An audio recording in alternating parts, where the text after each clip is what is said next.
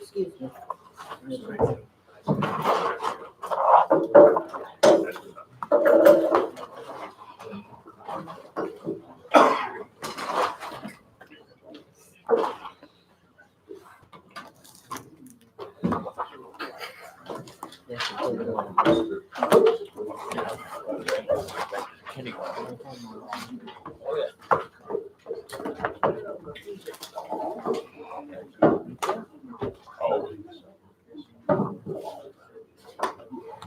I mean, real careful.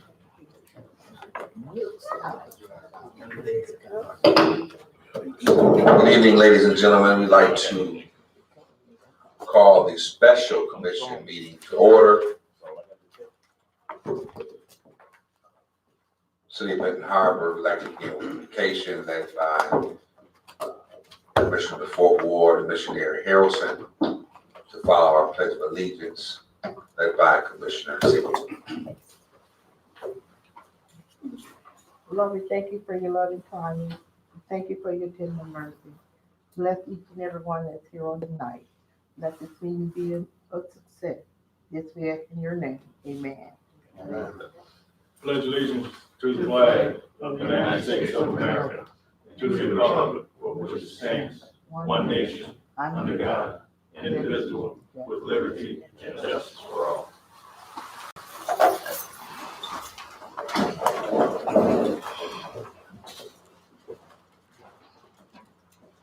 Madam Clerk.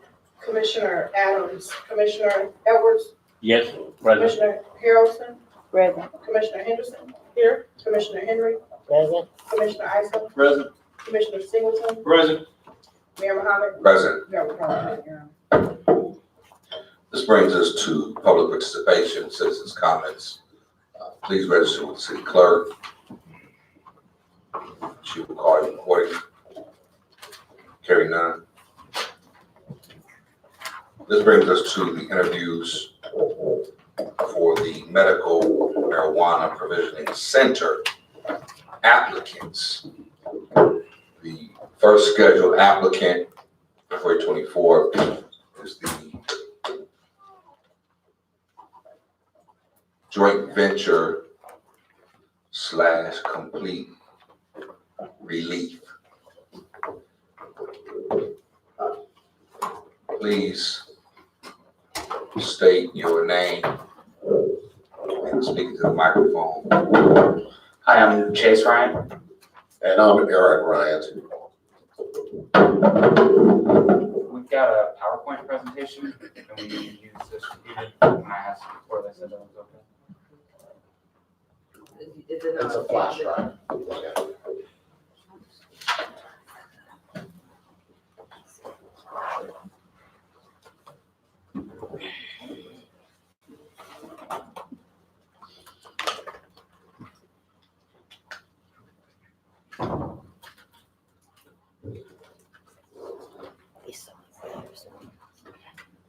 We have somebody who got this.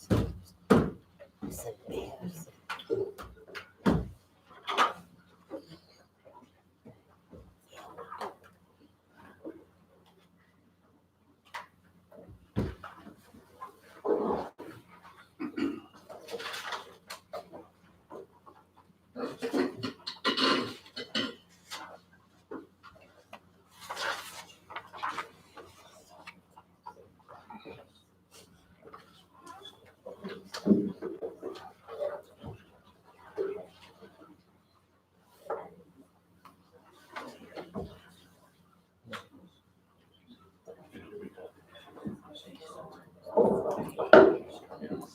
Excuse me, sir.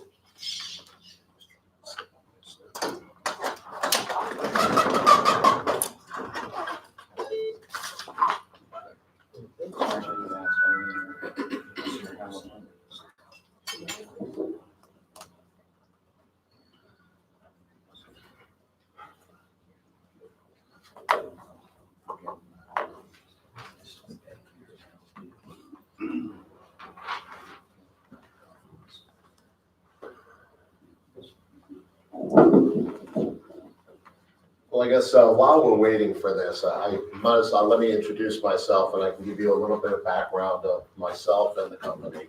That's fine. We can Oh, you can wait? Okay. All right.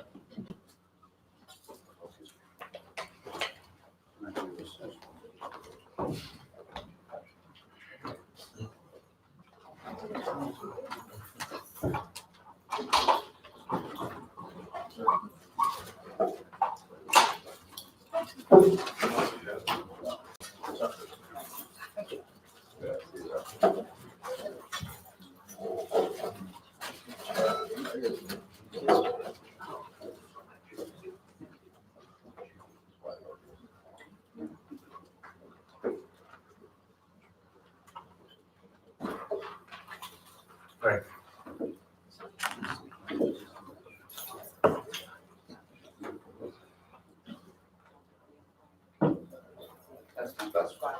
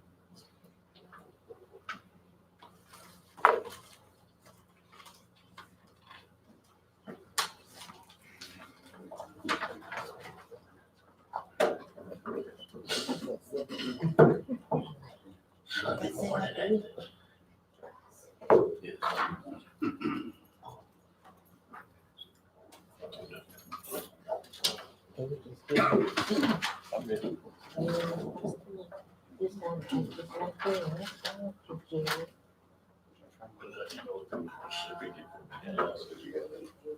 I seen it.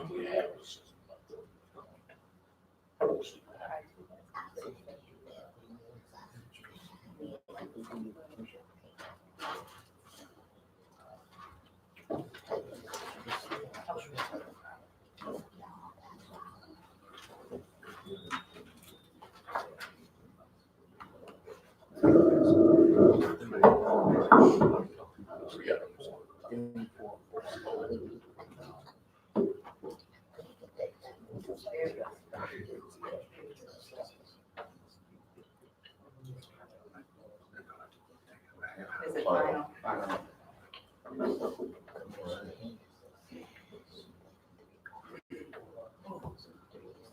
assist. Yes. All right, thank you.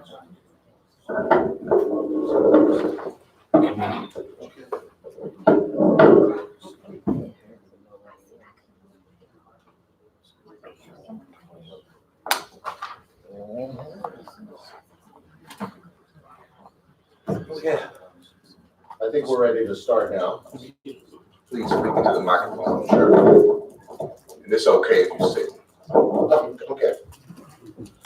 Again, my name is Eric Rind, and I've been an entrepreneur and businessman for almost 40 years. About 10 years ago, I decided to get involved in the marijuana industry, and I've been involved in it ever since.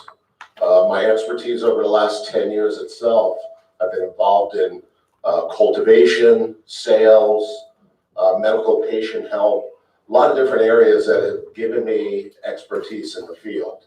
I've also written a couple, I'm a published author, and I've written 15 books, 2 of them based on marijuana, about the industry itself.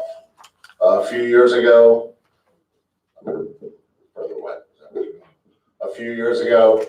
I decided to bring my son in, so this is a family business. He was working for the FDA, which he'll explain a little bit later, and we've expanded in several other states. Hi, nice to meet you all. Thank you for your time. I'm Chase Ryan. I've been with the company now for about 3 years. I was with the U.S. Food and Drug Administration, FDA, before this, doing tobacco research. I'm a social behavioral scientist and a public health analyst. All that experience in health has helped me in this field immensely. I also did lots of compliance with the FDA, and so that has really helped us maintain compliance as we've expanded into multiple states.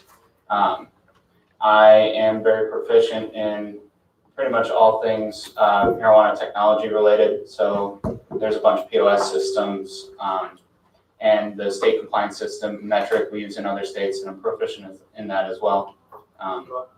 So nice to meet you guys. Thomas McFall is financial backing for the organization. He's been the CEO for a multitude of different industries, which I've listed in the PowerPoint, and he has given us presently over $1 million to operate in Michigan and to hopefully build Benton Harbor and other operations. His leadership has done over $1 billion in revenue through the last 30 years he's been in business. Here's a little bit about our company. We're currently in 4 states. We're in Colorado, where we got started, Maine, Michigan, and Ohio. As of last pay period, we had 66 employees. Number fluctuates. We currently have 2 recreational dispensaries, 4 medical dispensaries, and 2 grow operations. So if anything, it shows that we know how to operate effectively in a multitude of state and local governments. In addition, we pay employees over minimum wage and offer health insurance as a company, which in our industry is not very standard. So we definitely take pride in the fact that we offer health insurance to our employees. So here are our brands. We've got in Colorado, Herbal Wellness and Complete Relief. In Jackson, Ohio, that's southeastern Ohio, we've got Buckeye Botanicals. Traverse City, we have Highly Canico, and in Booth Bay, that's our brand as well. And coming soon, hopefully, we've got Harrisville in Michigan, Battle Creek, just down the road from here, South Portland, and Auburn, both in Maine. So we view that an educated patient is the way to go. We're not trying to take advantage of patients. We want all of our patients to be as knowledgeable as possible and make informed choices when they're picking their products. So as a company, we focus on education. In our lobbies, you will see a platform called the Seed platform, and that is a mobile, essentially like a mobile iPad on a stand that syncs up with our menu. And then they use a proprietary algorithm to ask questions to the patient, and then the patient essentially goes through. So if the patient has migraines, They click what their ailment is, if they want to use the product at night or during the day. They go through all of that, and then at the end, it makes a recommendation based on what we have in the store. So we use that in our stores. We've also made lots of brochures on CBD and THC. I'm not sure how knowledgeable you guys are, and I think you've been through a few presentations already, but THC is the psychoactive element of marijuana and CBD is the non-psychoactive element, but both have benefits. So we put out brochures and give them to patients on both CBD and THC so that they can make informed choices. We also have a bunch of information on our websites on products that we carry. We partner with a bunch of different vendors so that they provide us with information that we then put on our websites so that we can have correct information on all of our products. And you'll see if you go to visit any of our websites, they're all very professionally done. We do a bunch of training with new employees and then continuing education with them. So all of our employees go through a responsible vendor training course through the Trichome Institute, which is an online marijuana university. And that provides the employees with background to be compliant as well as a basic knowledge base in order to provide patients with a good experience. And in addition, we do a bunch of vendor pop-ups. So we carry a variety of products and they come from a bunch of different vendors. Patients may not know about it and our staff may not know about it. So the vendor will come in, do an educational pop-up for 2 hours or so, educate our staff and educate patients so that everyone is knowledgeable. We also have a human resource department in-house. So when somebody comes on board, we personally train. We have a 60-page manual they have to go through. They have to sign off on it and really have an understanding of the company culture, which is very important. We try to be very involved in every community in which we're in, and Harbor is no exception. So, we do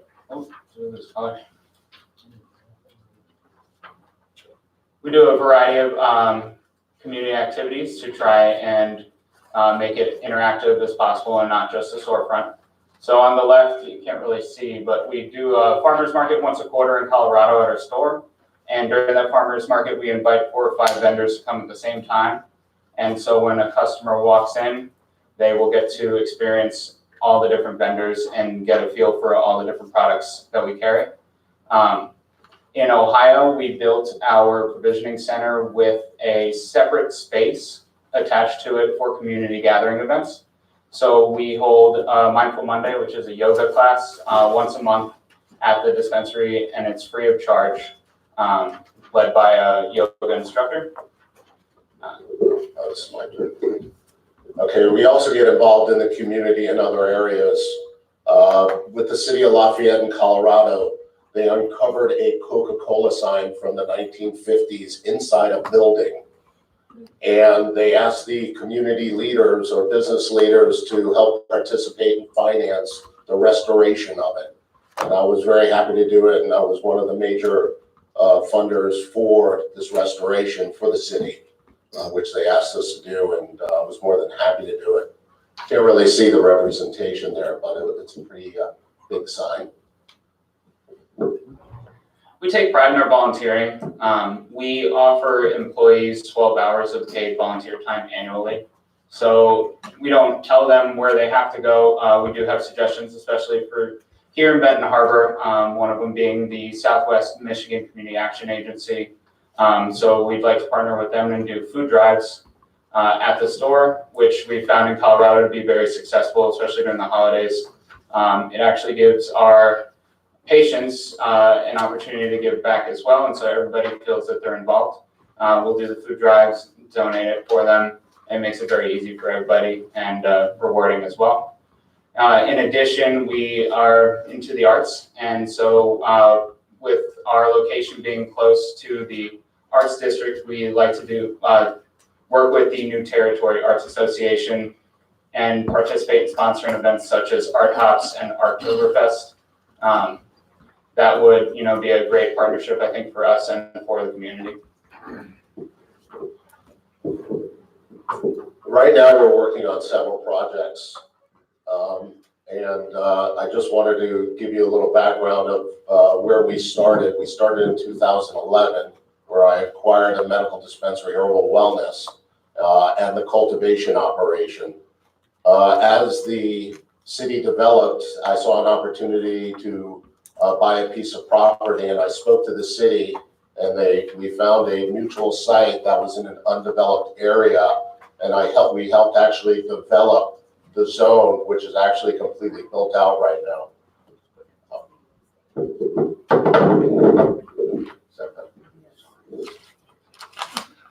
So here is complete relief. A little before, it was an empty piece of lot with nothing there. It was in a zone that really nothing was built around it, and you can see what we did as a finished product. Can't really see it that well, but I built the building from scratch, from the ground up, spent over $1 million of my own money to make it a state-of-the-art dispensary.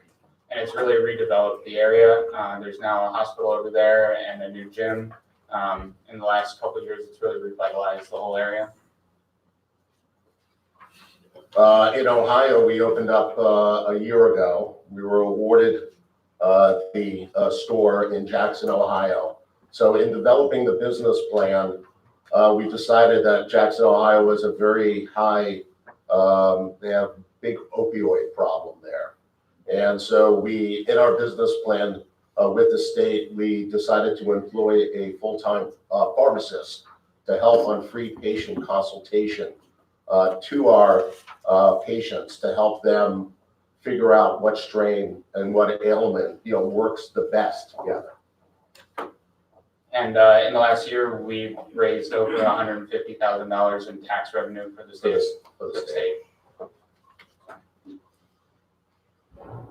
So this is a picture before we leased this building, and it was vacant for 10 years, and we completely gutted it, and you can see, well, you can partially see.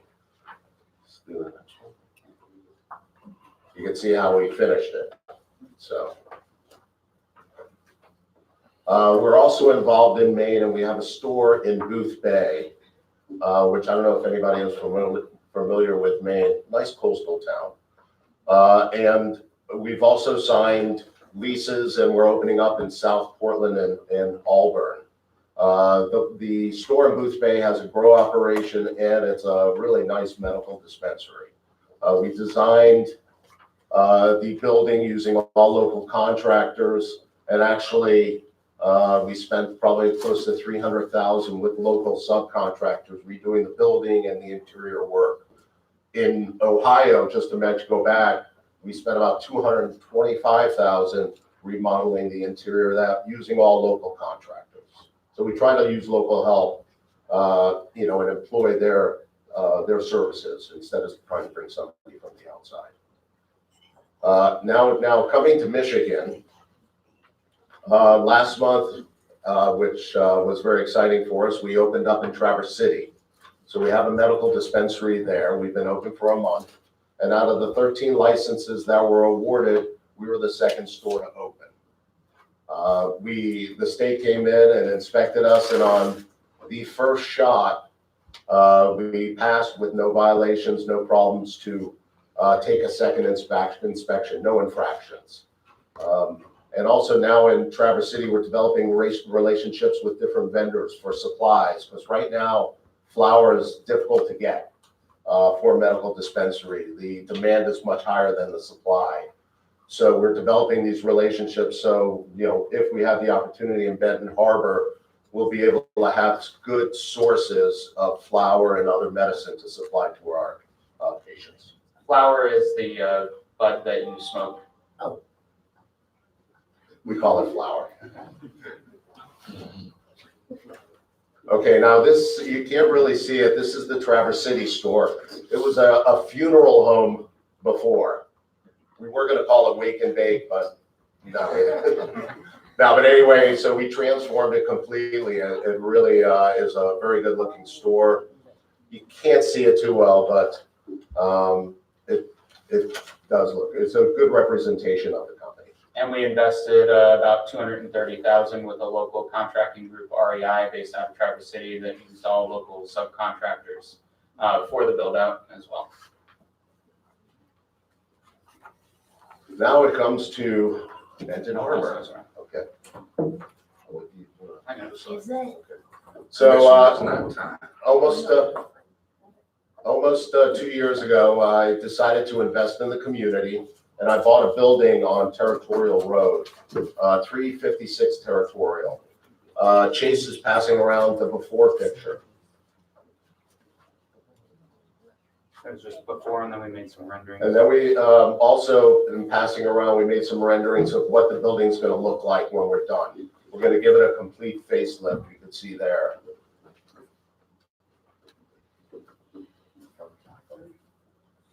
It was an old hot dog store, I guess, so, Vienna, hot dog, maybe.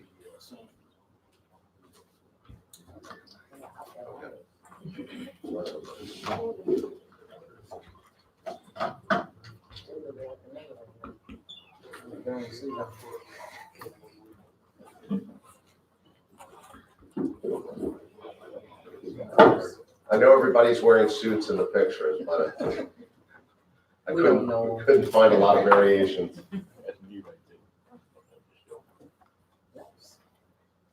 Okay, so I also put the pictures on the screen so you can see the exterior.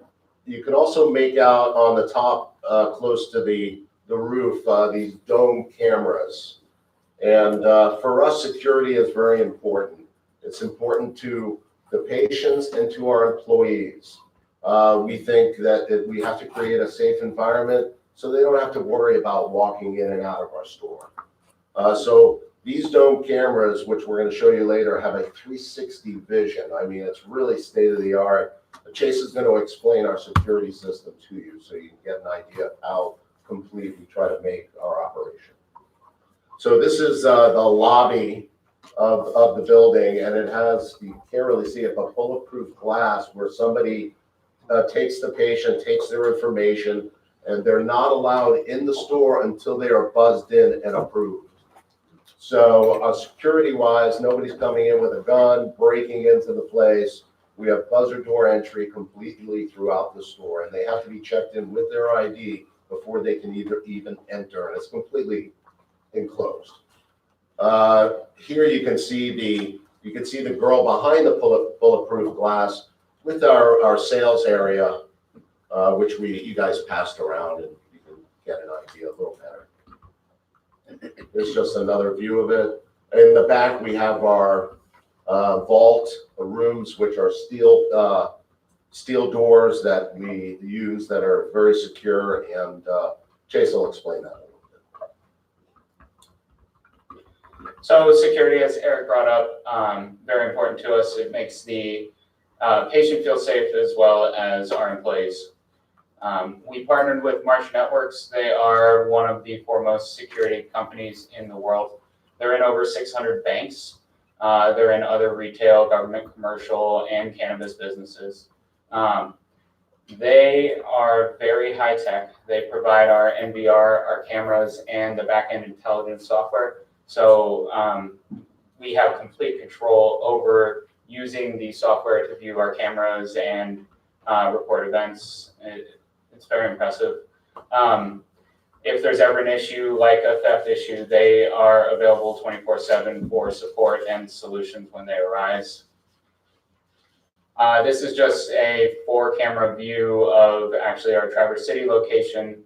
I won't go into details because it's not very clear, but the cameras, they're so high quality that essentially one camera you can see across the entire room. As Eric had shown before, this is one of the 360 cameras on the outside of the building. What's really cool about them is you can parse them down so it's no longer 360 and it just becomes one long image, and then you can zoom in. So this is that same 360 camera, and you can still see a car, 100 feet away and make out what kind of car it is. And a license plate number.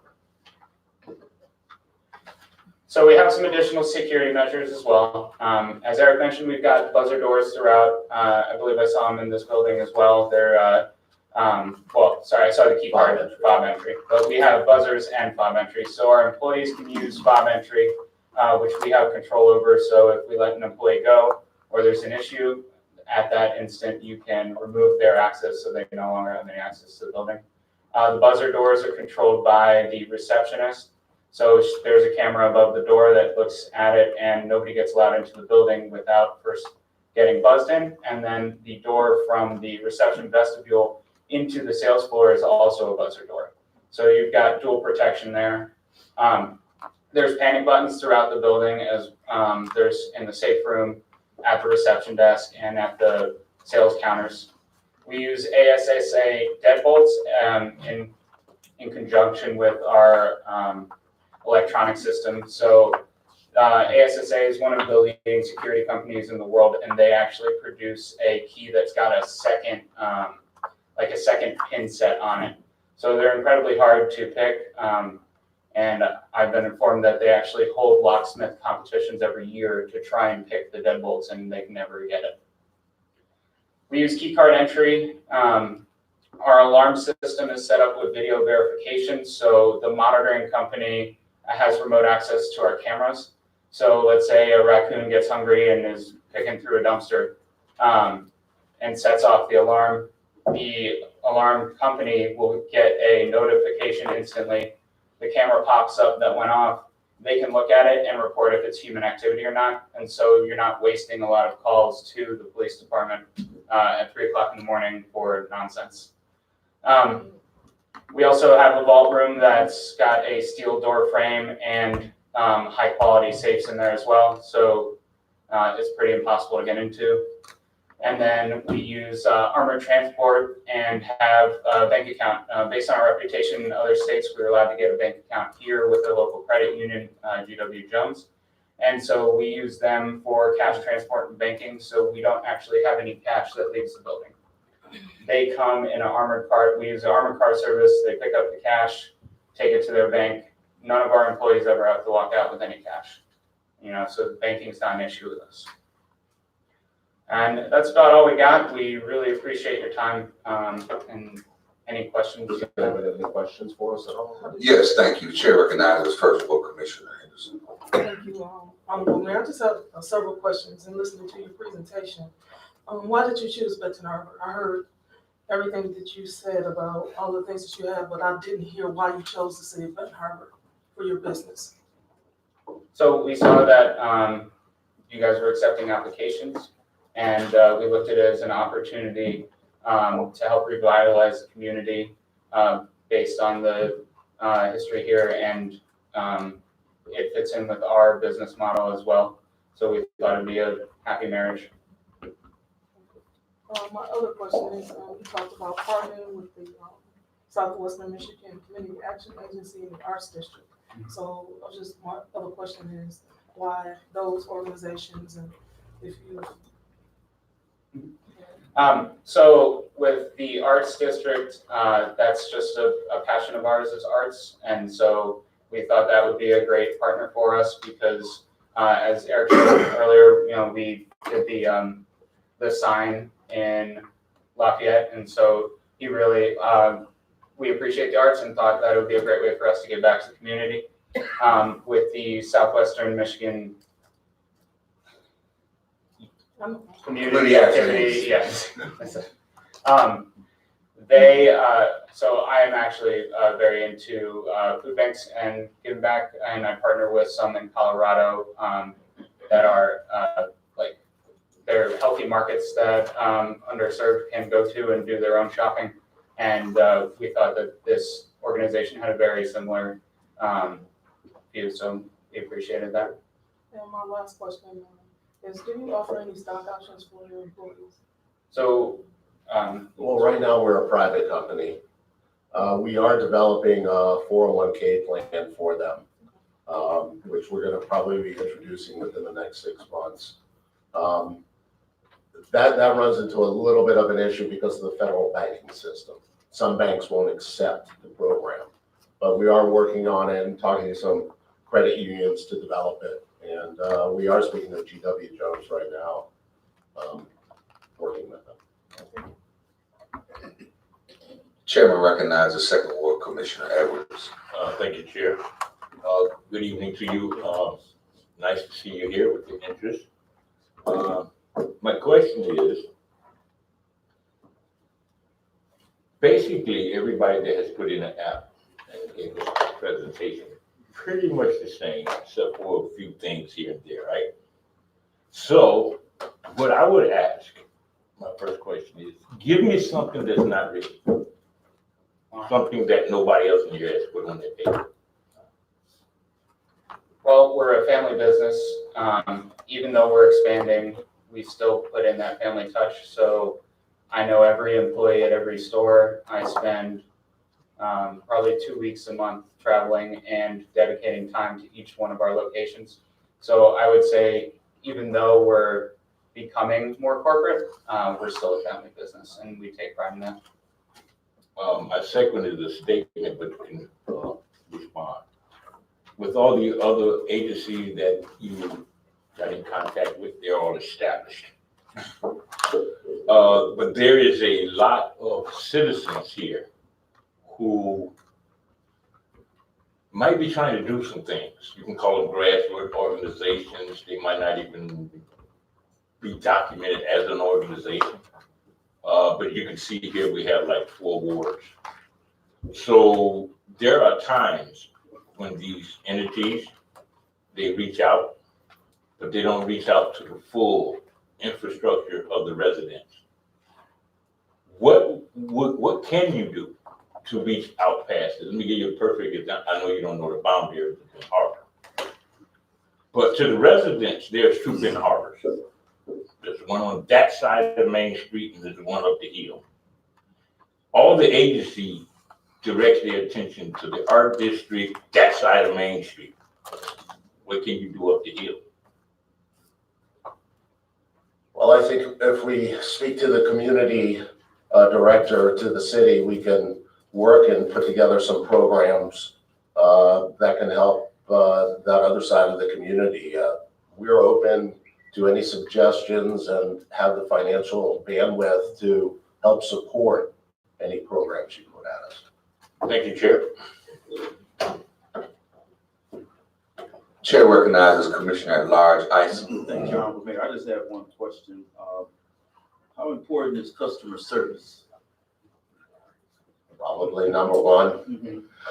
Totally. I mean, we pride ourselves on customer service. Being in the industry, being in several industries that were customer service oriented, it's very important to us. And if you look at our stores, you can look at our reviews, and see that, we're like out of 5, 4.9, 4.95. I mean, we do pride ourselves to make sure every customer or patient, all depends, what it is, completely satisfied. And that really starts with education.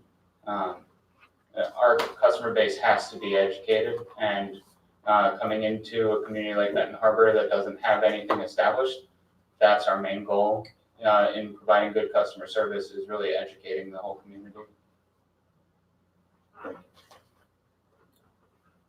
Chairman recognizes Commissioner at Large Adams. Just briefly, just one question.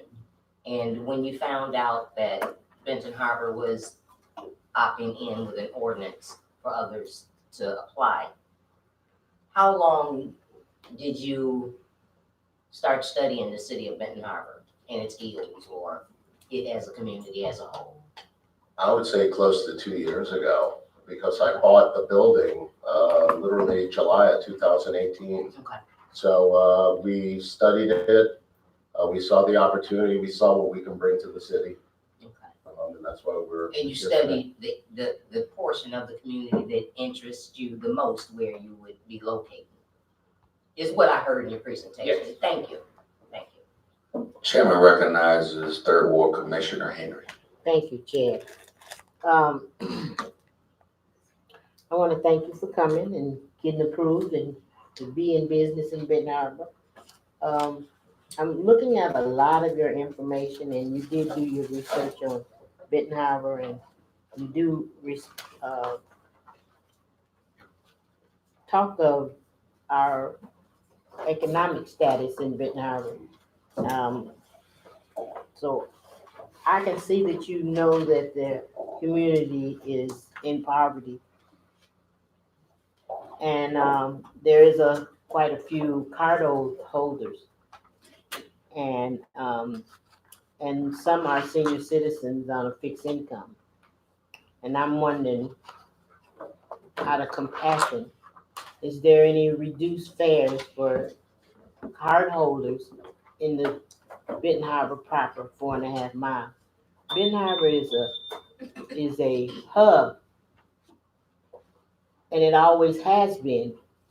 And so when you see the zip code, it's different than the actual miles of the city. So I'm wondering if that is a consideration that you would give to Benton Harbor to come here and do business.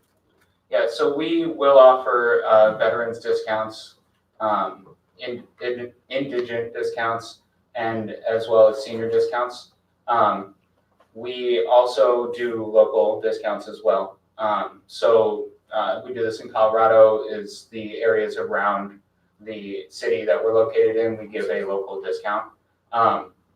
We will be, very economically friendly priced, especially with the discounts and with the relationships that we've set up across the state with the different vendors. We'll have a higher buying power than just one single store. So, we're essentially purchasing for 3 or 4 stores, so then we get more of a wholesale reduced rate on product across the board, and we can pass that on to the patient. Okay. I kind of perused it fairly well, but I didn't see that in writing. I'm not 100% sure if it's in writing. No. Okay. And if that I is, apologize for if that. that is a consideration, will you put it in writing? Yes, of course. Thank you. And if you check some of our other stores, you can see some of the discount programs we have for our senior citizens, indigent patients. That's next, the research. Okay. So it's a good thing that you are experienced here, and that's what we need, We someone to appreciate be that. successful. That's it. Thank you. Chairman recognizes Commissioner at Large Singleton. Thank you, Officer. In your research, you say you studied over a couple of years the city of Benton Harbor. Is that in the city proper, or is that you studied the 49022, which includes Lake Township? Basically, we looked at, I was looking at basically the meetings that Benton Harbor was having, the news that came out, looked at the numbers of the level of income that the city actually, has, and that's why we decided to go in this direction. We do have experience with this, type of patient, especially being in Ohio for a year, where we're in the Jackson County, which is a really poor neighborhood as well. So we really understand that. We've developed some programs there. So I think after studying it here, we understand what the community is looking for, and we're also willing to listen too. We're very open to suggestions or anything that would help the community. You want to add anything to that? Well, I know you discussed earlier that you use some of the other places, local contractors and subcontractors. I'm sure that's what you intend to do here. How many, after all the building and all that's done, how many jobs do you project? Sorry to interrupt. Immediately upon licensure, we would plan on hiring 10 employees. Roughly 10. It would depend on business. It could go up to like 15 employees at the provisioning center. With the contractors and stuff, that's probably another 20 to 30 jobs, probably. I would say so. I mean, we're gonna probably hire a general contractor, and they'll hire the local subs. That's usually, how that works. But we'll use all local labor. We always do. Last question, have you did any projections on, I know it's probably hard, but annual revenue in the Benton Harbor store? I really haven't done any projections. I'm expecting the first year to probably start at about $1 million in revenue. You know, it's gonna take some time. The first 3-4 months, there's awareness. You have to let your patients know that you're open, and then it should build from there. It's really hard to predict. I have to see how many patients are in the county. But we'll be, you know, advertising in different social media platforms, which everybody looks at nowadays, and try to get the word out. And also work with the community leaders and see how we can be effective with some of the organizations locally. Thank you. Chair recognizes 4th Ward Commissioner. This is in your ward, It is. Harrelson. Well, I, nice to meet you. I don't think I heard, if you would hire local people, and how much would they be getting an hour? Yeah, so we would hire locally. To do this, we would avoid going online to start. So we would advertise a position at the library, any local schools and technical college, and see what the city resources have for offering job postings. But we can't discriminate based on the location on applicants. So in order to hire local, we would avoid putting it on Indeed or another job posting website until after we've exhausted the local area. And we would plan on hiring at $12 an hour plus tips. So I think it's about 20-25% higher than minimum wage. Okay, will they ever reach will they get an increase? I'm sorry, can you repeat that? Will they get an increase? Will they ever get a raise? Yes, yes. And there's opportunities for advancement within the company. All of our management staff across our stores, we typically don't hire any managers outside of the stores. It's always promotions from within. We like to reward loyalty. So, you know, most of our staff's been with us for a while. It is retail, so there is some turnover. But, you know, staff that tends to stay with us advance within the company and, you know, advance to salaried positions fairly quickly. All right, thank you. Thank you. Thank you, Mayor. Thank you. Yes, I have, what level of investment, of course, this is not from the ground up, but in terms of rehabilitation or making the facility as you have presented to us? Okay, without the cost of the actual building, with the actual remodel, you're probably looking at $250,000 to do the inside and outside completely. Maybe a little bit more with the parking lot. I haven't had a chance to really look at that thoroughly, but we're going to give that building a complete facelift in and out. You will not recognize it after it's done. And have you looked at what type of timeline it would take from, say, the day of possibly being awarded the license? What kind of projections do you have? So in our application, I believe we put 90 days from license award. That does depend on how speedy the local contractors work, but realistically, you know, we're looking 3 months, 3 to 6, depending on speed of labor. Just a permitting, you know, you have to put the architect's plans, you know, with the city, and that might take a little time too. And I don't want to be intrusive, or this is no FOIA, but if there's one person that you have spoken with about the city of Benton Harbor, can you disclose who that person may have been? Well, I had a meeting initially with Ellis, and there was one other person. Non-government. Oh, non-government. I've actually gone to a couple stores when I was in town last month, to the local coffee shop that was here, which I loved. I thought it was great, a couple blocks away. I spoke to my neighbor next to the building that I bought, and he's pretty excited about me coming on board. I forgot his name, but you're hitting me, cornering me there. So I have spent some time, and like I said, we are really looking forward to be part of the community.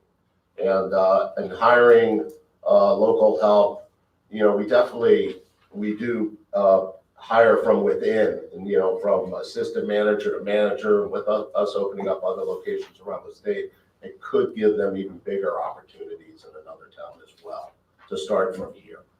And lastly, I know you mentioned a couple different cities in Ohio. Are there any other communities with this type of demographic as well as socioeconomic that you have thrived in this industry? I can't say Ohio is a different type not Ohio. Ohio would match it. I would say Colorado is a different type neighborhood than Benton Harbor. Harrisville is in the northeast part of the state, which we just were awarded a license. I haven't built it out yet, but that is a very low-income type community that we were approved in. So mainly Ohio would be the. Ohio is the best example because Jackson, Ohio is a very low-income area. And we see the difference between, the different type neighborhoods that you're working. It's just given us experience to make us more well-rounded as a company to be able to serve all different types of demographics. Thank you. Thank you for your time. Appreciate it. Thank you.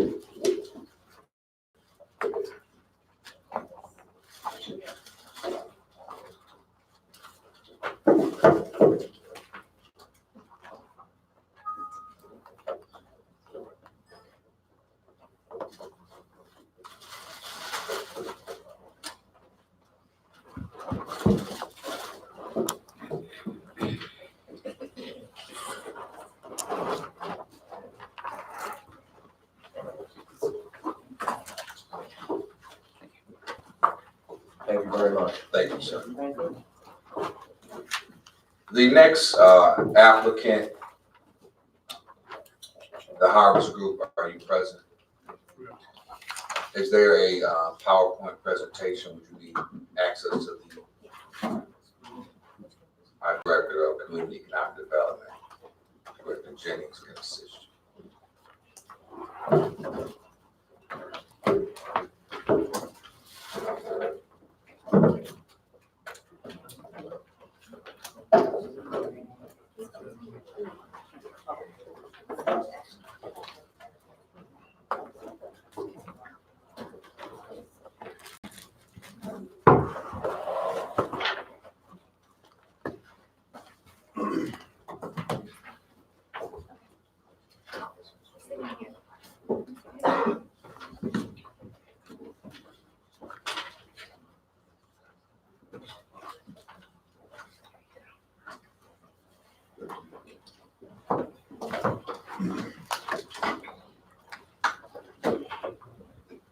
Please state your name, affiliation with the organization. Proceed with your presentation. Larry Lemons, I am the CFO and principal owner of Stripe. My name is Maxine Cott, and I am the Chief Compliance Advisor, and I've helped the Harvest Group really facilitate through the application process. My name is Sarah Gullison, and I am a principal, and I will be leading the company as the COO. I'm Drug Bill II. I'm the principal and community liaison for the Harvest Group. Absolutely. And we'll get into just some bios first, actually, if that's okay.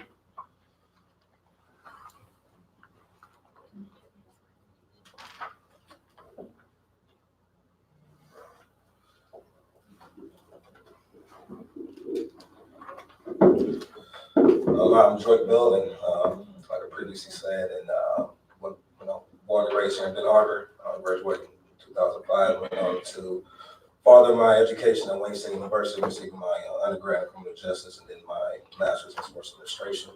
Also was blessed enough to play in the NFL for a few years. And now I'm part of this new industry that I wanted to bring back to my community. And again, I'm Sarah Gullickson. I've actually been in the industry for about 10 years. So I've worked all over the United States as well as helped a couple countries not only put their programming together to ensure that patients have safe access, but also helping other entrepreneurs secure their cannabis licenses, whether that's a cultivation, dispensary, and or processing facility. I originally got into the industry, before it was big corporations, and my number one goal for the industry is patient access and to really make it an impact on the actual community.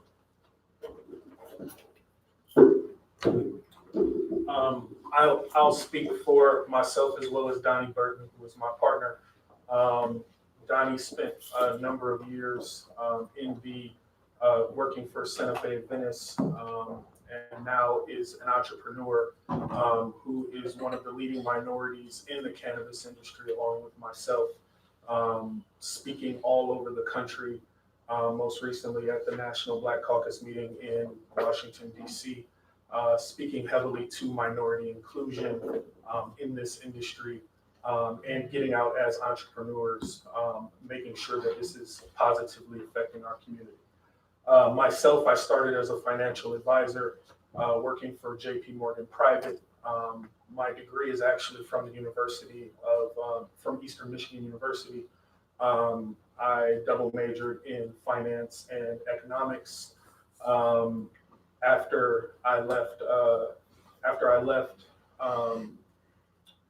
JP Morgan Private, I branched off as an entrepreneur, got into this industry through the help of Sarah and Maxime around 2013. We won our first, Donnie and myself won our first licenses in Las Vegas, Nevada, which is where he was a resident. We have since won numerous other licenses throughout the country and operate facilities such as this currently. So, Hi, my name is Maxine, and I've been in the cannabis industry as a compliance and director of licensing for about 5 years now. So I've participated in a dozen markets, most recently markets such as Pennsylvania, Ohio, New Jersey. And so I hope to do the same for the Harvest Group. My primary responsibility as the chief compliance advisor is to keep them out of trouble, to make sure that their standard operating procedures are not only tailored to the community, but also tailored to ensure compliance on a local as well as a state level. And I know that we'll have a Q&A session towards the end. And I also know that you guys have copies of our actual application. So you guys have obviously seen our facility plan and our security plan and kind of the meat and potatoes of the application. And so we really wanted to put this presentation together so that you could get to know us more on a personal level, why we want to be involved in the part of our community, and realistically what we can do for the community and its patients. And so we'll get into more of those specifics today versus the security plans and things like that. If you have questions about the security plans, we can absolutely touch on that after. But we felt it was probably the most important to kind of go over, who we are, what we've contributed to the industry, and what we can contribute to your community. All right. So Strive Concepts is really a turnkey solution that Sarah actually, founded and helped build, and it's a turnkey dispensary model. And the 5 pillars of the dispensary really relies on, our five pillars that are up on the slide. So the first one is really community, to ensure that every dispensary or every retail facility that we open in the community is really tailored to that community, whether it's, a diversity element to make sure that we're speaking to the patients properly. And then compliance is obviously a really big component in any cannabis or heavily regulated industry. And so we ensure that, our training and our standard operating procedures and manuals are all up to date. Compassion. In a medical marijuana industry, when you're speaking to patients and catering to patients, we want to make sure that our staff and we as a whole are speaking, are being compassionate to, some of their illnesses that they might be facing.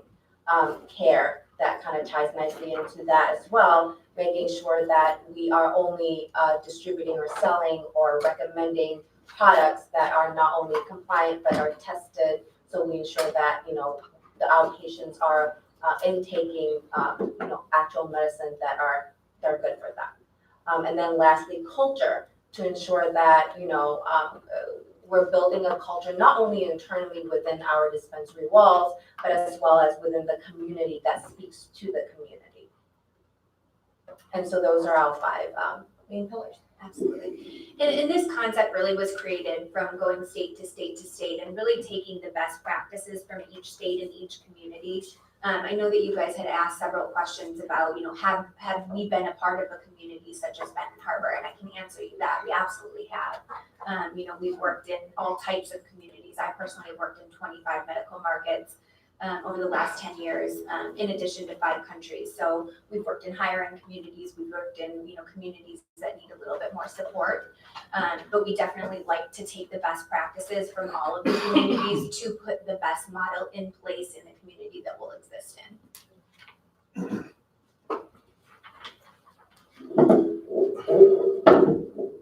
So I really want to get back to, how we're going to help the community and kind of our core values, but we did want to speak to the real estate a little bit. We have the building that is the old fire station, 18 Water Street. And it is, when we're done, it will end up being a beautiful facility. It meets all of the zoning requirements. We're going to be able to use the space next door for 37 parking spots. It will have a state-of-the-art security system around a fully gated property. The big thing is, keeping the look of the old building, but completely revitalizing the inside. As you all can't see, but oh yes, you can. You can see the inside model. We're going to completely redo the first floor of this. It's centrally located, which is amazing for patient access. We intend to reach the entire community. And with this large facility, the facility itself is about 10,000 square feet, downstairs and upstairs. What we really want to do for the community is not just sell products, but educate and bring something additional to the community. So what Joyce's idea was, and we love it, is to bring kind of an alternative wellness or an alternative wellness center as well, where we can offer education and massages and potentially teach the community of Benton Harbor that want to use this product how to use it safely, how to cook with it, other types of ways of ingesting this product that can be helpful medically. So.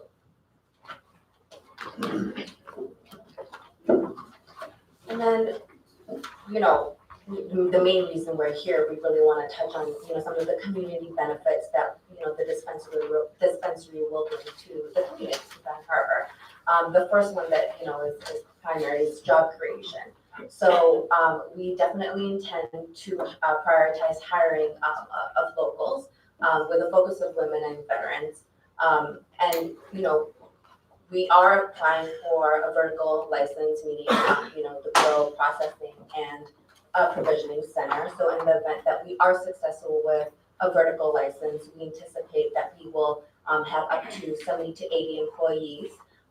Specifically for dispensaries, some of those jobs include, your dispensary managers, your inventory managers, which are your mid-level managers, management employees.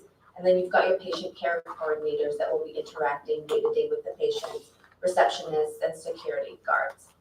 We'll definitely be, providing competitive salaries. We understand the minimum wage, and we'll definitely, be offering higher than what the minimum wage calls for. And then we'll offer benefits as well as bonuses and ability to advance within the company. Okay. I know that was a question that you had mentioned prior of, were there going to be raises and things like that. In some of the other communities that we've served, we've been able to do not just reviews, but really when we hire somebody, we can sit them down from the start and ask them what their career path looks like for them. So we can start a receptionist, at the kind of low man in the totem pole or the low woman on the totem pole. And if that receptionist really has a dream to become a dispensary manager, we will have the tools for them to path their own career. And so really the sky's the limit for everybody as far as if they have good performance, if they're showing themselves to be, obviously a good leader within the facility. I have programming that I've used in other states that we would love to implement in this state, just to make sure that we're really giving our employees what they need, and so that they can, better their home, they can better their family. And that's something that we've seen be really successful. Our goal is not to have turnover. Our goal is not to hire somebody and have them for, 6 months or 3 months. When we hire somebody, we really want to make sure that they're coming into our family and that they're staying for the long term. We've done other programming too, where it's kind of a unwritten rule within the community that we would hire a certain percentage, and that would obviously be our goal here, to make sure that we are posting to different publications and different local organizations to ensure that we're bringing in our local people to work and run the facility. And then our economic development and job creation goal is kind of twofold, right? And so not only will we anticipate job creation on a more, internal level, on a dispensary level, but we also anticipate, hiring local vendors to support the business for the build out and for the operational portion of our facility as well. Yeah, absolutely. The community involvement is much more than the employees. It's the vendors, it's our neighbors, it's really the community as a whole. It isn't just staff and the employees. So we wanted to touch a little bit on some of our past community involvement as a group and as individuals. So, Joy Bell was born and raised here in Benton Harbor, and he's obviously been a large community influence in regards to contributing back to, where he was born and raised, and giving back to that society. And so he has, I'm just gonna touch a little bit on what he's done in the past, and then let him take on about, what he has plans for the future. So I know that it's the 10th year anniversary for the Joy Bell Charity Weekends. And I know that he's also contributed a lot to the football and dance camps for children, donating football cleats to schools, and that he's touched, over his charity has touched over 6,000 children.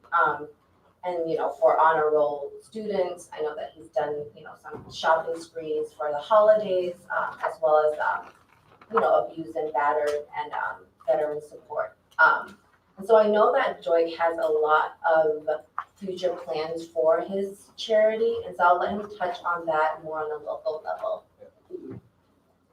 So initially, how I started my foundation was because I would go around to different states and I would volunteer to do different camps for different players, different mentors that I had. So while going around and doing these things, I said, well, we never had this in my city, so I didn't hesitate, I didn't wait. So my first year in the NFL, I started my charity weekend with a celebrity basketball game. I think we beat you guys. It's 05 versus 92. I know what. And so it started there, and it went to, okay, let's try a football camp. So I started with football camp, and then, we also had young ladies part of the city, so I wanted to get them involved. So I started the cheer camp, then took it from there to trying to incorporate that along with the celebrity basketball game. Throughout that time, I wanted to grow to be bigger than just that. And so this year, I stepped it up a notch. So I reached out to my nonprofit, which I really love my nonprofit, because everyone who's on my nonprofit is a volunteer. Nobody gets paid. So they all come in.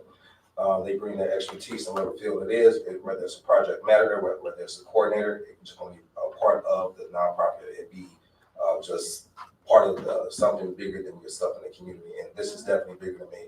So this year, what we decided to do, I teamed up with the superintendent, and right now we're working on a plan to bring in this group called Beyond Basic. And so I reached out to the president. And basically what Beyond Basic does is come into the community and to lower income communities where the education isn't up to par, and they take kids who are behind in literacy level, and within 14 weeks, they can get, on average, every kid in their program up to the grade level of reading within 14 weeks. So that's one thing that I want to bring to the community that we've been in talks. Right now, I'm just waiting on data back from the high school to know how many kids would like to be a participant in it. So I can start knowing the exact number we need to fundraise for my nonprofit charity weekend coming up from May 28th of this year till May 31st. I reached out to different sponsors from Rocket Mortgage to Uncle Nears to a variety of different groups. And they were from the Lions, they're donating back to the community. And this year, and then on top of that, we plan on giving out scholarships to about 5 youth. And my plan is to give $5,000 scholarships or give out $2,500 scholarships to the youth of our community. And so I've been teaming up with that, and that's kind of what I've had planned since last year. And we've probably been going through this for the past 4 or 5 months planning this weekend. So kudos to my whole team. Appreciate you guys. So that's kind of what I have planned, and only more things to come in the future. Thank you. They deserve one. Those our kids need.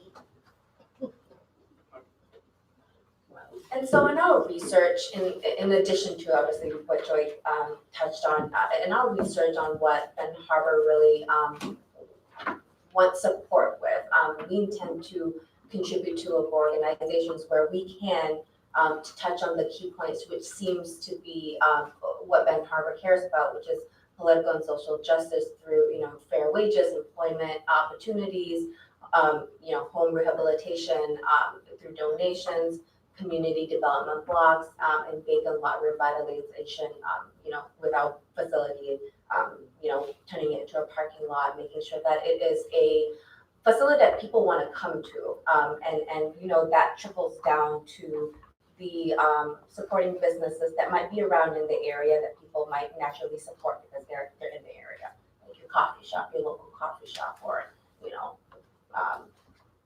retail store. But yes.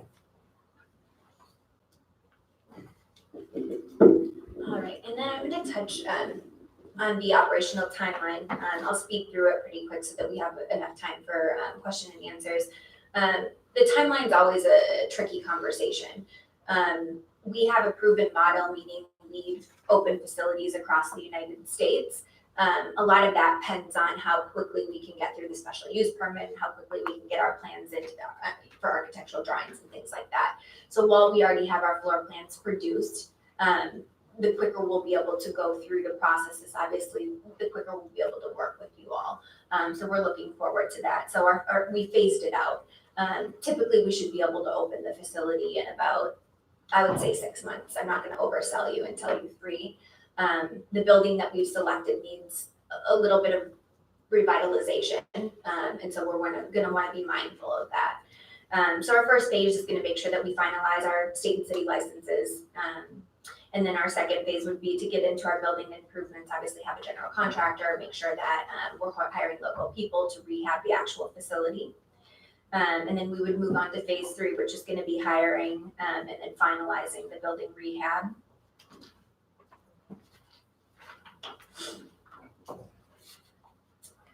And then our phase 4 would be really to define what that product mix looks like, to make sure that we have a wide variety of products and modalities for ingestion for our patient base. I think that the myth is that people just smoke it, and the industry has become a lot more sophisticated than that. And so we really want to make sure that we're matching our products mix with the demographics, and then making sure that our inventory control system is set up and that our products are going to be tracked appropriately for both the city and state level. And then phase 5 would be our approval to operate and then training. I'll get into training next, and I'll get into a little bit deeper because that's something that's super, super important for the facility. And then phase 6, we would like to partner with the community and do a ribbon cutting. I've done some really fabulous grand openings prior to getting medication in the building. And we can, have you come out and do the ribbon cutting, and we can really tour, some of the security police chief through the facility so that they understand what it looks like, what it feels like if we were ever to have a problem, they'd be able to troubleshoot that. And really invite the whole community in before there's medication in the building so that they can realize that this is not a scary place. This is a community center, and it's somewhere that, we're going to help help make people feel better. And that's really what that's about. 9 times out of 10, we will absolutely send our plans to the committee prior to, and that would be something, if you guys weren't comfortable with it, we would absolutely kind of, do a different type of a grand opening, but it's something that we would really like and something that we've seen be really effective in other states. You want to touch on the training? Sure. So as Sarah mentioned earlier, training is such a really big part of, especially a retail or provisioning center for marijuana, as you deal with different patients that have different lifestyles and different ailments that they're coming in seeking help for. And so typically for an employee training, we have different phases for that. We do offer the option to train at a state licensed facility such as in Arizona, Ohio, Illinois, and Nevada, which are areas that we do have facilities in. So that way our potential employees do have real life experience handling cannabis in a compliant facility. As well as, we want to make sure that, sorry, I'm going to jump into the patient product path, which is something that Sarah really spent a long time developing with a few other key principles of Strive. And the patient product path is really a training tool for employees to reference throughout, their time at the dispensary. And the patient product path is really catered to, your audience, your patients. And so, we have an example up on the screen of Henry, who's, a grandfather, and, he's suffering from cancer, and he wants to go out there and play with his grandkids. What medicine that we offer will fit his lifestyle, that will give him, the relief that he's looking for the cancer he's suffering from. So that's really what the patient product path will help most dispensary employees understand how to communicate with the patients better, in addition to the product mix that we offer at the dispensary. Before I go on to standard operating procedures, is there anything else you want to touch on the patient product path? No, it's just honestly a really good way for us to get in touch with what the patient's lifestyle is, and so that we can present a medication for them that isn't scary. It's not overwhelming. It's not something that's going to make them so intoxicated that they can't go out and live their life on a daily basis. You've heard probably 9 out of 10 people share their edible story, or some story where they tried medical cannabis and it was just completely freaked them out. And that's because nobody factored in their lifestyle. Nobody factored in their dose. Nobody factored in what other medications they're on. And so coming into a state or coming into a community that maybe doesn't have that level of training, we've created a path, and so that the dispensary, the patient care coordinators can basically follow that path. Now, it's not a science, but it at least gives them a little bit of guidance, and so that they're recommending something that's not going to be scary or intrusive. All right, and then in addition to offering, the option to train in a different facility out of, the state of Michigan, we also will bring in, typically we'll assign somebody who has experience running a dispensary in a different state. So a director of education and training will fly them out to the facility to train the employees in the actual facility itself, based on the standard operating procedures that we have developed. And so to kind of touch on that a little bit more, typically our training modules are broken up into 2 modules, well, more than 2, but, to generalize. And typically the training modules will consist of the general training that, every single employee will need to know. So the compliance aspect of things, state and local, and then it'll dive into the specific training specific to that person's job, whether they're a receptionist versus a patient care coordinator versus a security guard.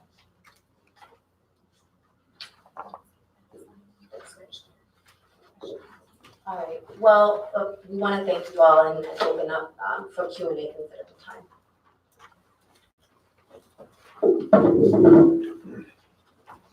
Chairman recognizes Second Ward Commissioner Edwards. Thank you, Chair. I'd like to say to the Harvest Group, appreciate looking out for the young entrepreneurs, because I was asked the question, what do I, think about it all? And knowing that young people can look at it as a legal business that might inspire them to get into that, I appreciate that. And being a vet, also appreciate you looking out for vets. Something that we're overlooked a lot. So I just like to thank you for that. Thank you. Chairman recognizes Commissioner at Large Singleton. Thank you, Honorable Mayor. You talked about the wellness center that will be next to the, or. It'll be above. So it's 2 floors. So the first floor would be the actual dispensary itself, the retail, and upstairs would be a wellness center. In that wellness center, I think you talked about the education part. Is that a fee for that, or is that? No, we would offer complimentary classes to patients. So there's a lot of different things that we can do with this space. It's not typical to get a 10,000 square foot facility. It's just not. And so what we usually do is we roll out some programming that's worked in other states. And if there's something that we find would be beneficial for this community specifically, we have no problem in implementing something like that. We've done yoga in certain states, cooking classes, even intro to cannabis, or classes that have to do with cannabis and a specific ailment. So cannabis and cancer and so on and so forth. The vendor that you said trying to deal with local vendors. The vendors that you're speaking about is those vendors that supply the industry. I'm sorry, I'm not understanding. Okay, you talked about Yeah. vendors. So vendors are more going to be like our contractors and things like that. So other local businesses that we're going to need to hire to support our facility. I think that's what I was referring to. It was me that was talking about vendors. And then wholesalers would be other cultivation and processors to purchase medication from them. Chairman recognizes Third Ward Commissioner Henry. Thank you, Mayor.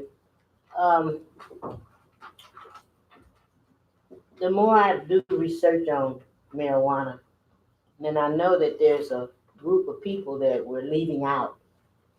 And they're very young and they're very impressionable. And all the records, all the studies show that your mind does not be completely developed till you turn 25. And they also show that most 12-year-olds have experience with marijuana already. So that lets me know that there's a need to educate the younger kids to know that, yes, you see medical marijuana and there's a purpose for it. And you will probably see recreational marijuana and there's a purpose for that too. But they need to be educated as to what damage they can do to their young minds in an early age with marijuana. And when I heard you say that you had an extra large facility, I thought, there might be some way that we can partner with the schools or whatever we can do. But I do know that there is a group of people that we really have to focus on and educate them now. And then the other question was because of our economic depression and poverty here. I'll ask the same question. If Benton Harbor card holders would be considered to giving them a discount when they buy their medicine. That's from senior citizens or whoever, but I can guarantee you that some people have to make a determination as what they're going to do with their money, if they're going to pay bills or buy medicine or food. So that I would like to know if you would give us consideration to give Benton Harbor card holders Yeah, I'll touch on both since you do bring up a good point. Children are really important and we did discuss, bringing it up in this presentation. So thank you for bringing that up. In our previous facilities in Pennsylvania that we helped open, we did have a pediatric section specifically for the pharmacists that are really the medical directors for Pennsylvania to bring parents to be able to speak to them about medication for the children while those children play. And so the facility does have a large enough space for that. And then in addition to that, there was a conference room that we established for physicians to come in and, be educated on how to become licensed or not licensed, but registered as a recommending physician. So those are things we can definitely utilize the space and implement, as well. And then for to address the discount program. Typically, we do have a discount program for veterans, pediatric patients, as well as low-income patients. So typically, the sliding scale, or if you have, if you're enrolled in a federal program like the state program, sorry. But yes, so typically it'd be a 10% discount, it's pretty standard. But we'll revisit what's better for the community and determine what that discount program exactly looks like for each category. Yeah. And definitely open to feedback. If there's, a specific need, we absolutely can implement that. Most of the patients that have a discount, they just bring in basically prove that they fall within this income bracket or that they are a veteran, and then it's put in our system. And Thank you. Chairman recognizes Commissioner at Large Adams. Thank you, Honorable Mayor. Earlier, I have an uncle that turned 88 this month. And it's no secret, the whole community, probably the whole earth, or half of it, knows that for me, this is personal. For various reasons, but he asked me to go to the store and pick up his prescription and a can of peaches. And living on a fixed income, not only my uncle, but a whole lot of them in the United States are weighing and measuring whether to pay for this medication or this can of peaches. So upon going to the store, once they had called to let him know that his prescription was ready, he said, "Get my medication, that's all right about the can of peaches."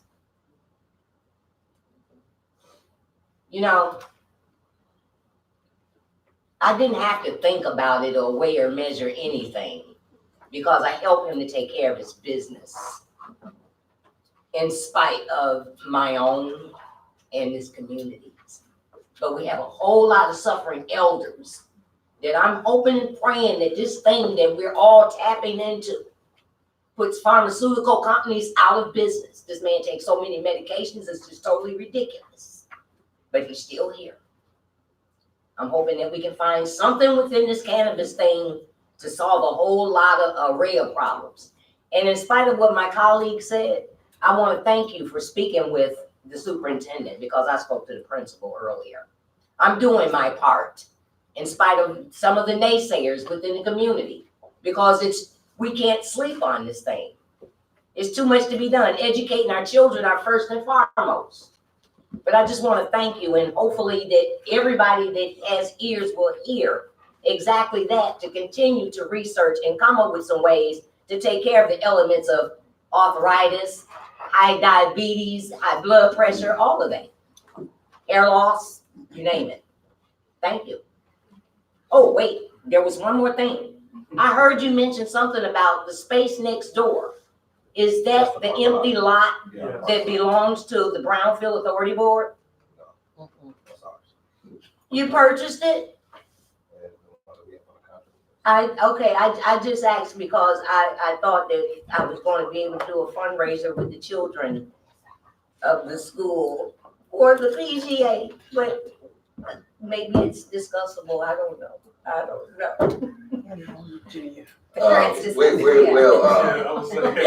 It's probably not the best time. I know. So I would Yeah, thank you. do a beeline. Yeah. Is there any other? questions from the board? In my ward. That I was gonna stress that. In my ward. Any comments, Commissioner Harrelson? No, I just want to thank you for coming. Thank you. I do. The level of investment as it relates to rehabilitation, is there a estimated figure? Typically, it's about 226 to rehab a facility, and this one will probably be around 330. Needs a little more TLC in the space as well. And I do appreciate your honesty and candor as it relates to an operational timeline. You said a minimum of 6 months.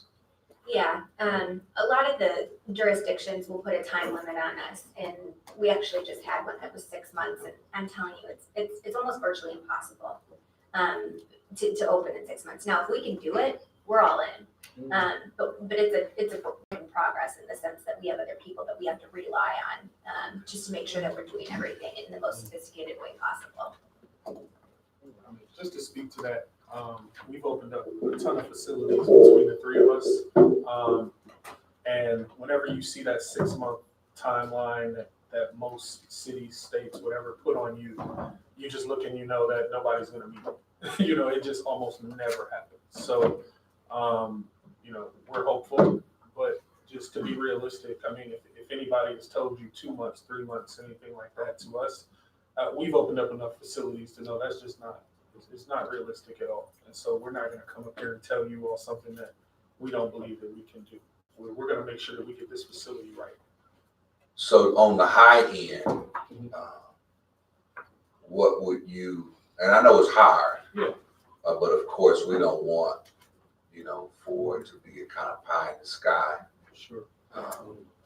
Honestly, if we can get things passed through the city as quick as possible, I don't think it should take us longer than 8. I really don't. I'd like to tell you 6 and maybe undershoot it a little bit, but again, it's a work in progress. I appreciate it. And lastly, this question is not for the permanent resident of Benton Harbor. Have you spoken to any other people outside of Mr. Bell as it relates to the city of Benton Harbor? I have been here now. He's a sneaker. I have been to board meetings and been to the what's the restaurant that I love? The Mason Jar. A number of times, and we've talked to, you know, people within the Mason Jar. I've talked to residents. I've talked to the owners of the buildings that we're purchasing. You know, I've been here and looked through, you know, traffic patterns and all of the data on, you know, the poverty rates and things that are needed. That's why in our presentation, you know, we tried to speak to not only, you know, overall issues, but the direct issues that we have heard and have researched are affecting Benton Harbor. So yes. And the reason I asked that, Benton Harbor is a very unique and very strange institution, if I can say. The relationships is somewhat like a grapevine, where you don't know where it starts and where it stops. So it's important, I think, for all applicants to really get involved in the community and find out, you know, who is who. I've driven around, been to Larks a number of times, and you know, we've done our research here. Thanks. Thank you. Thank you.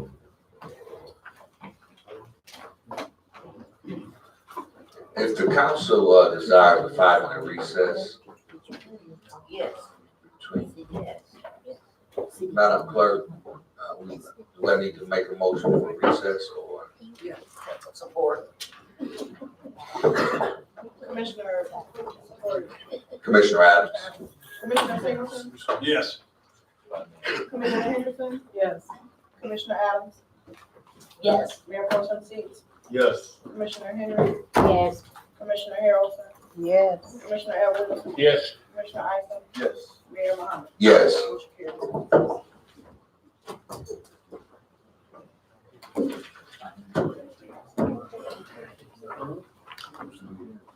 Motion carries. How are you?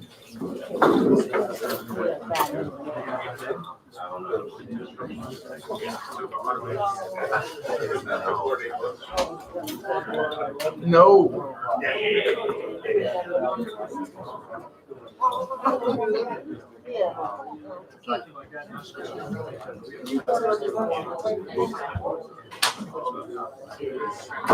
I don't know.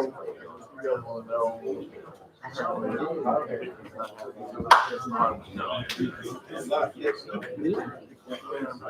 And I just happened in our meeting. I started to do with her, never paid her. I'm sorry. Oh, what happened? Go ahead, you get Facebook, check me out, It's live, it's live as live. you want to tell her what I want to I don't, Suck it up, buttercup. I don't generally respond to those. No. We just save them. Okay.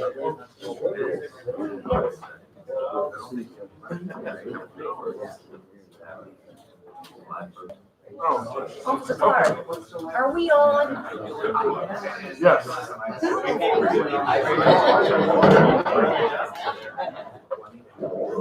mean, but still, they can hear me, so I guess.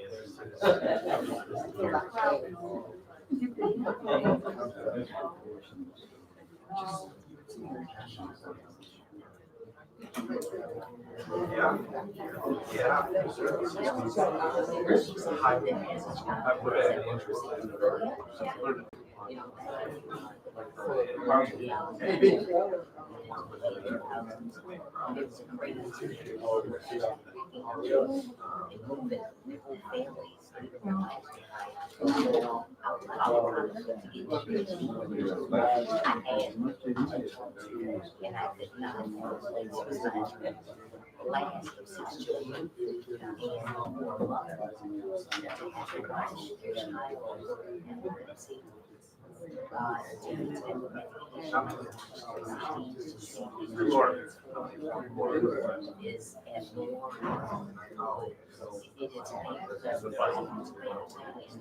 I just decided my time was and so I started my research. Actually passing, before passing, before last, 2 weeks before her birthday. She was considering service. She just wanted to live. And that's the greatest desire. People should have to pack up and leave. It should be available to everybody. If it's something that's medically broken, anybody, it should be available to us all.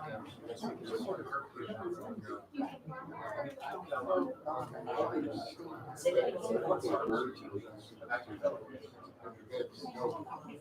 Just not doing your research. Just not being informed. And try to get another look bad. I mean, even if people elect us to do a job.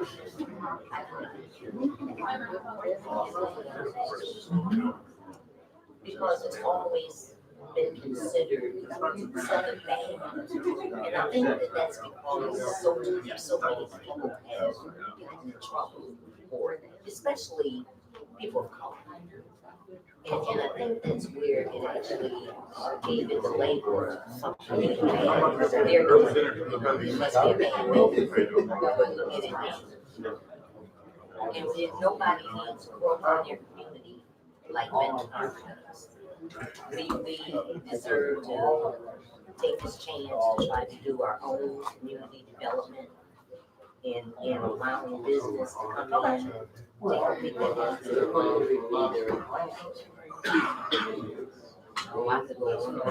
it's a long story. You can more about it. Thank you. Thank you. What was your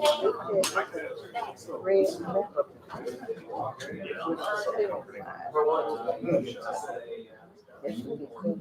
I show up. It was, this is months ago now, I remember. Okay. I'll pass it. Okay, there ain't nothing to do but do it, and if everybody do their part, you don't have to be frustrated with me because I haven't. But see, before I speak or point a finger at somebody that's not doing it, I'm going to do it. And if somebody say something out of the way that irks me, would make me feel lesser than what I'm supposed to have done or should be doing.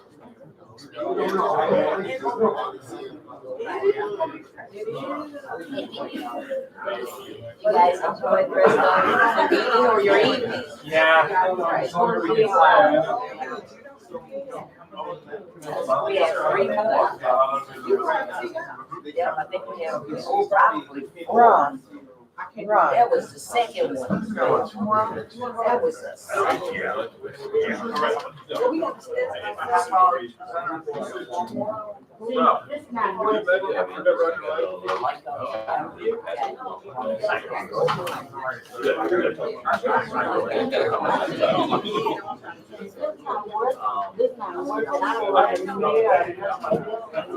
You have one of these? You have one of these that's not marked? Commissioner, I'm sorry. Do you have one of these that's not marked? No. There is somewhere probably. He was coming fast. Madam Clerk. No. No. You sure are. Take a picture.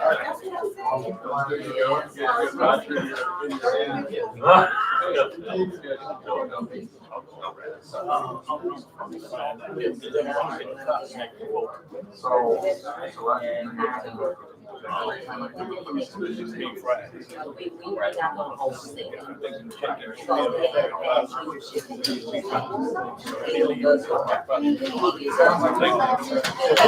up. We need money. We need money. 11, 12.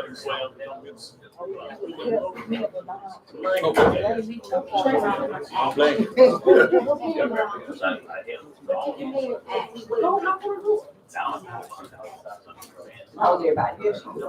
How you doing there, sir? Always.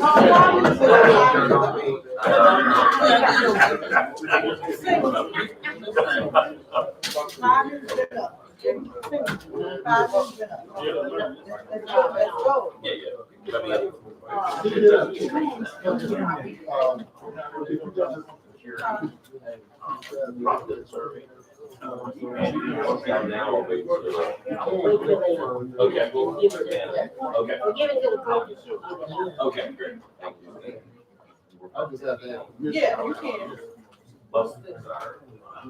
Hi. Yeah, one of each everybody.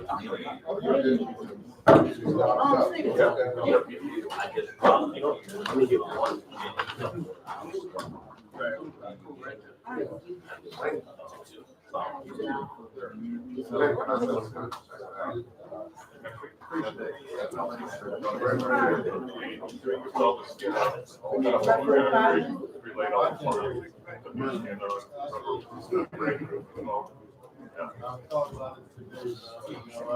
I'm sure what about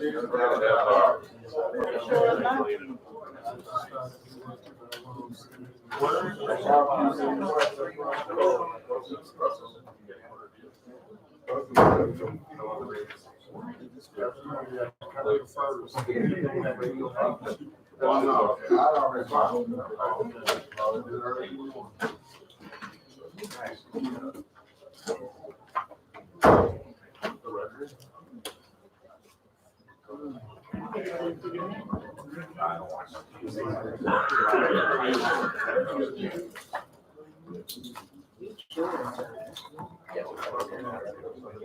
got you down here waiting. I'm gonna give you some information. You ain't wanna leave it alone? You don't want to food. Yeah. Right.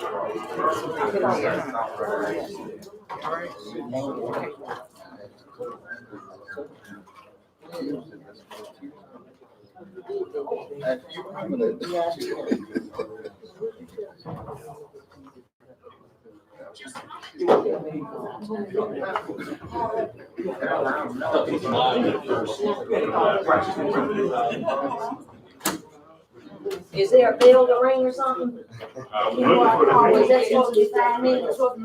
5 minute break. Go in the hallway, over with. Go get them. Go get it. Y'all break over. You gonna get them? Go get it. 5 minutes is up to 10 minutes. Are you walking? I do too. Hey, I tried to tell you. You have been, come on. Yeah. Yeah. Bring them on, man. 5 minutes I have a seat. It is. And he's still not there. Friday, Saturday. I'm probably right. Six. Did you get there to eat? Oh, This is it. What, 3:30? Nothing. Eating candy, like I ain't got no business eating candy. I baked in the Yeah. You know what I prefer? Jeans and all that. Do they eat all the food up front? They do, it's all right. Do they do that?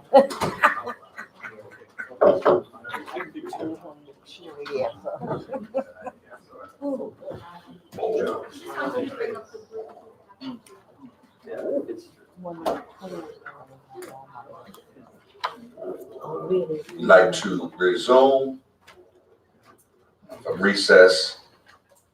The next applicant is the Greenstone Wellness. Do you have a PowerPoint presentation? Yes, it's up. Thank you. And you also have a copy as well. If you could state your name and affiliation with the company. My name is Daniel Pettigrew, and I'm one of the owners of Greenstone Wellness, as well as the CEO.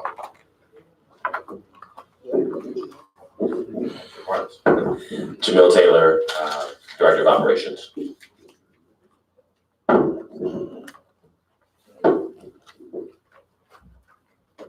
You have the floor. Okay, I'd like to thank you all for giving us the opportunity to kind of tell our story. And I'd like to start by telling my story because my story is actually very unique. And I think what separates us from maybe some of the other groups that have presented and will present to you guys are the things I want to dive into. So I am the founder of the largest Black-owned cannabis company in the country. Why that is relevant here is because Benton Harbor is 85% Black. And I honestly believe that the owners of a business should reflect the community in which they do business whenever possible. So I'd like to kind of tell my story and how I got where I am and how we as a company got to where we are today. My business partner, Al Harrington, was playing in the NBA for the Denver Nuggets in 2011. And his grandmother came to see him. And it's funny because she took the train. She's from South Carolina. And she's scared to fly. So she got to Colorado, came to his house, and basically, unpacked her bags. And then she unpacked her bags. It was just, pill after pill after pill after pill. And she suffered from what we call kind of the Black grandma package, glaucoma, diabetes, and all the other things that we're all too familiar with within our community. And he said, flat out, Grandma, why are you taking all these pills? I said, baby doll, I got this for that and that for this and blah, blah, blah. And in the news, because they were in Colorado, medical cannabis was a big thing. And glaucoma was one of her ailments. And actually, the research on glaucoma was done by a black physician. A lot of people don't know that as far as glaucoma and cannabis. So anyway, he asks her what the problem is. She shares glaucoma. He says, Grandma, why don't you try medical cannabis? She's like, get out of here. I'll never do cannabis. It'll never help me. Like many people, her opinion of cannabis was based on the fact that she didn't want her children to get caught with it because she knew they were going to jail. That's the reality that she dealt with, and that was her experience. So as she, had an opportunity to do something that helped her, could potentially help her, she was apprehensive just because there was kind of a negative connotation that she associated with marijuana. The next day, however, the pain was even worse, and she told him flat out, I'm in so much pain today, I'll try anything. And I wish he were here to tell the story. Unfortunately, he's not. But basically in the NBA, they have kind of the shoot around, then they have the afternoons free, and then they go to the game. So he had a friend go get her a product from a dispensary. She tried it, and he went and took his kind of pregame nap. He came back an hour and a half later, and he looked, kind of opened the room door and asked her, Grandma, how are you doing? And she turned around and she was crying. It's a true story. She said, I haven't been able to read the words of my Bible for 3 years. So that's what medical cannabis did to her. What he did was that made him a believer, even though he wasn't a user, because his parents were actually very strict about him not using cannabis because of the reasons we all associate with it. So he called me and reached out to me because I was a caregiver in Detroit. Not Detroit, I apologize. In Kalamazoo, Michigan in 2009, I started. And just asked me what we could do. And he said, I have one criteria. I want to name the company after my grandma. So her name is Viola, and we started Viola Brands in 2011. We got our first license in the state of Colorado in 2014. We then expanded to Oregon, where we have a 40-acre farm, which I love the symbolism of it, California, and actually Michigan. So I'm born and raised in Chicago, and I moved to Kalamazoo back in 2008 to participate in the medical marijuana program. I thought at the time, you can grow and sell marijuana legally, count me in. I thought it was going to be the simplest thing in the world. It's been challenging, but that's how I got into space. So at the end of the day, we started with me and Harrington sitting on a couch, and we now have 200 employees nationwide. That's the growth story behind us. Al played for the New York Knicks with a gentleman by the name of Wilson Chandler, who is from Benton Harbor, and approached Wilson initially about investing in cannabis. And now he'll tell you at the time it sounded crazy and he didn't think it would work. But what he told him was, if you can do it in my hometown, I'll do it. So that's how we got here and got to this point. So as this process started, I've seen you all have seen my face. Wilson invested in legal counsel to try to help the process. We've been engaged. I've talked to many of you on the side just to, introduce ourselves and make sure you got to know us and our company.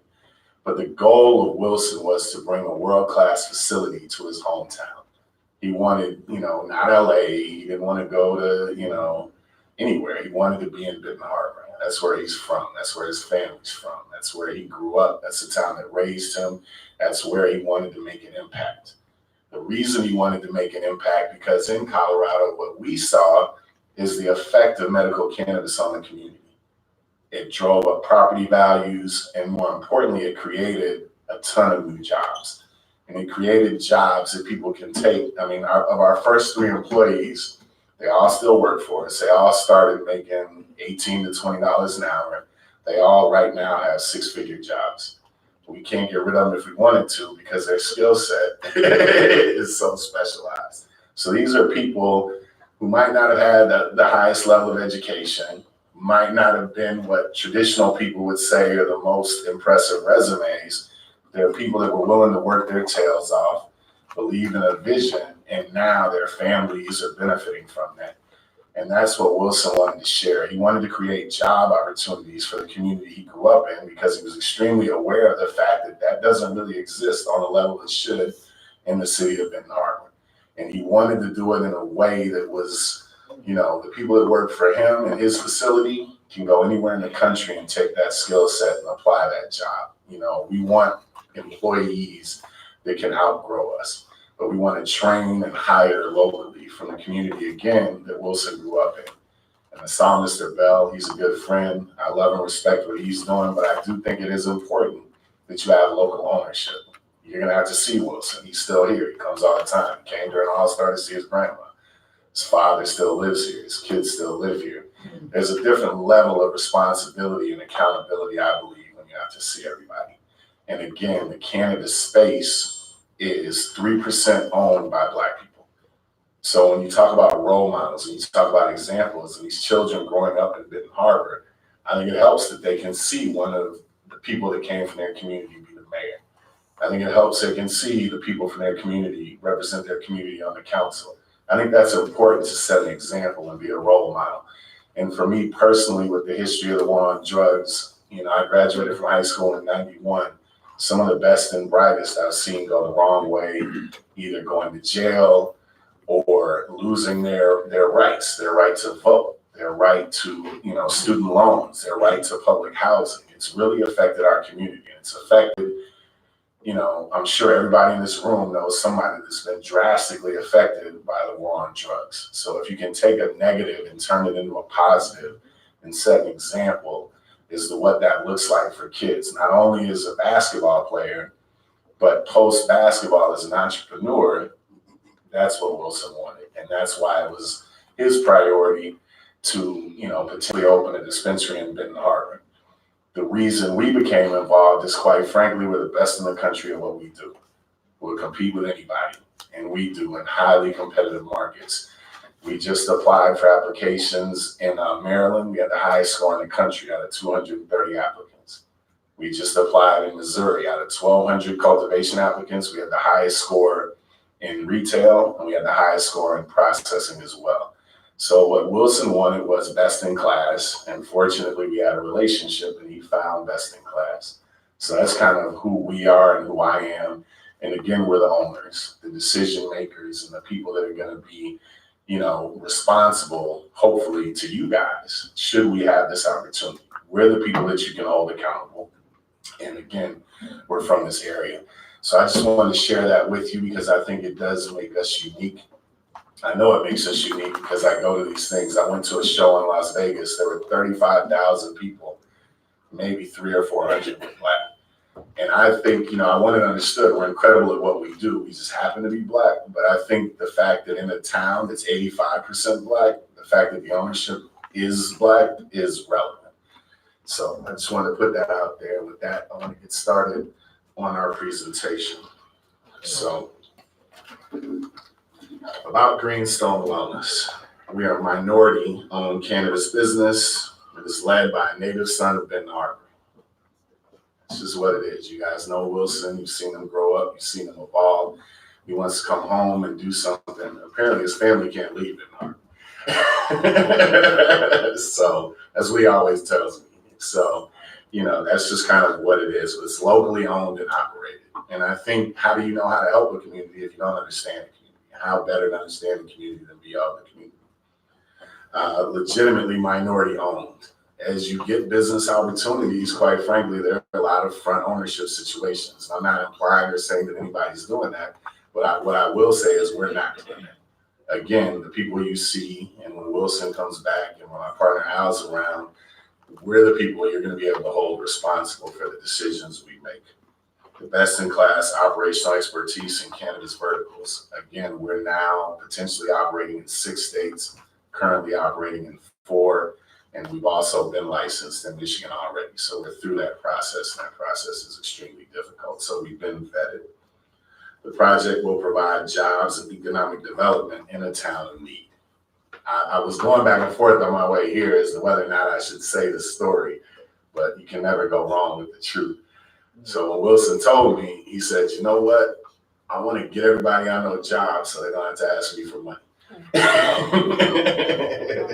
That's just what it is, good or bad. But again, these opportunities that we create here, it changed my life. You know, I graduated from Chicago City College, and now I'm the CEO of a company that employs, you know, 200 people and did 30 million in revenue last year. So what I'm trying to do is share the opportunity to change my life with people that look like me. Strategic partnerships with some of the largest Benton Harbor community and investment companies. Cornerstone Alliance, you guys are all familiar with the stuff they've done here. They also happen to be our neighbors. We've had a great relationship with them and engaged them. Again, you guys know what your town needs. And it's not up to us to come in and tell you all the great things we're going to do for you. It's up to us to ask you how we can be beneficial. That strikes me as a relationship. So owners are committed to donating proceeds to our community impact fund to be used to uplift Benton Harbor and surrounding community organizations as well as educational programs.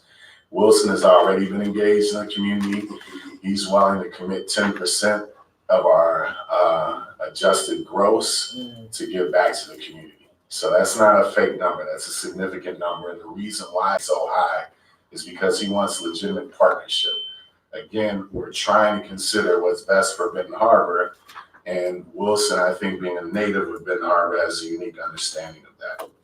Using local architects, construction, and security companies. You know, one of the things, why is it important that it's Black owned?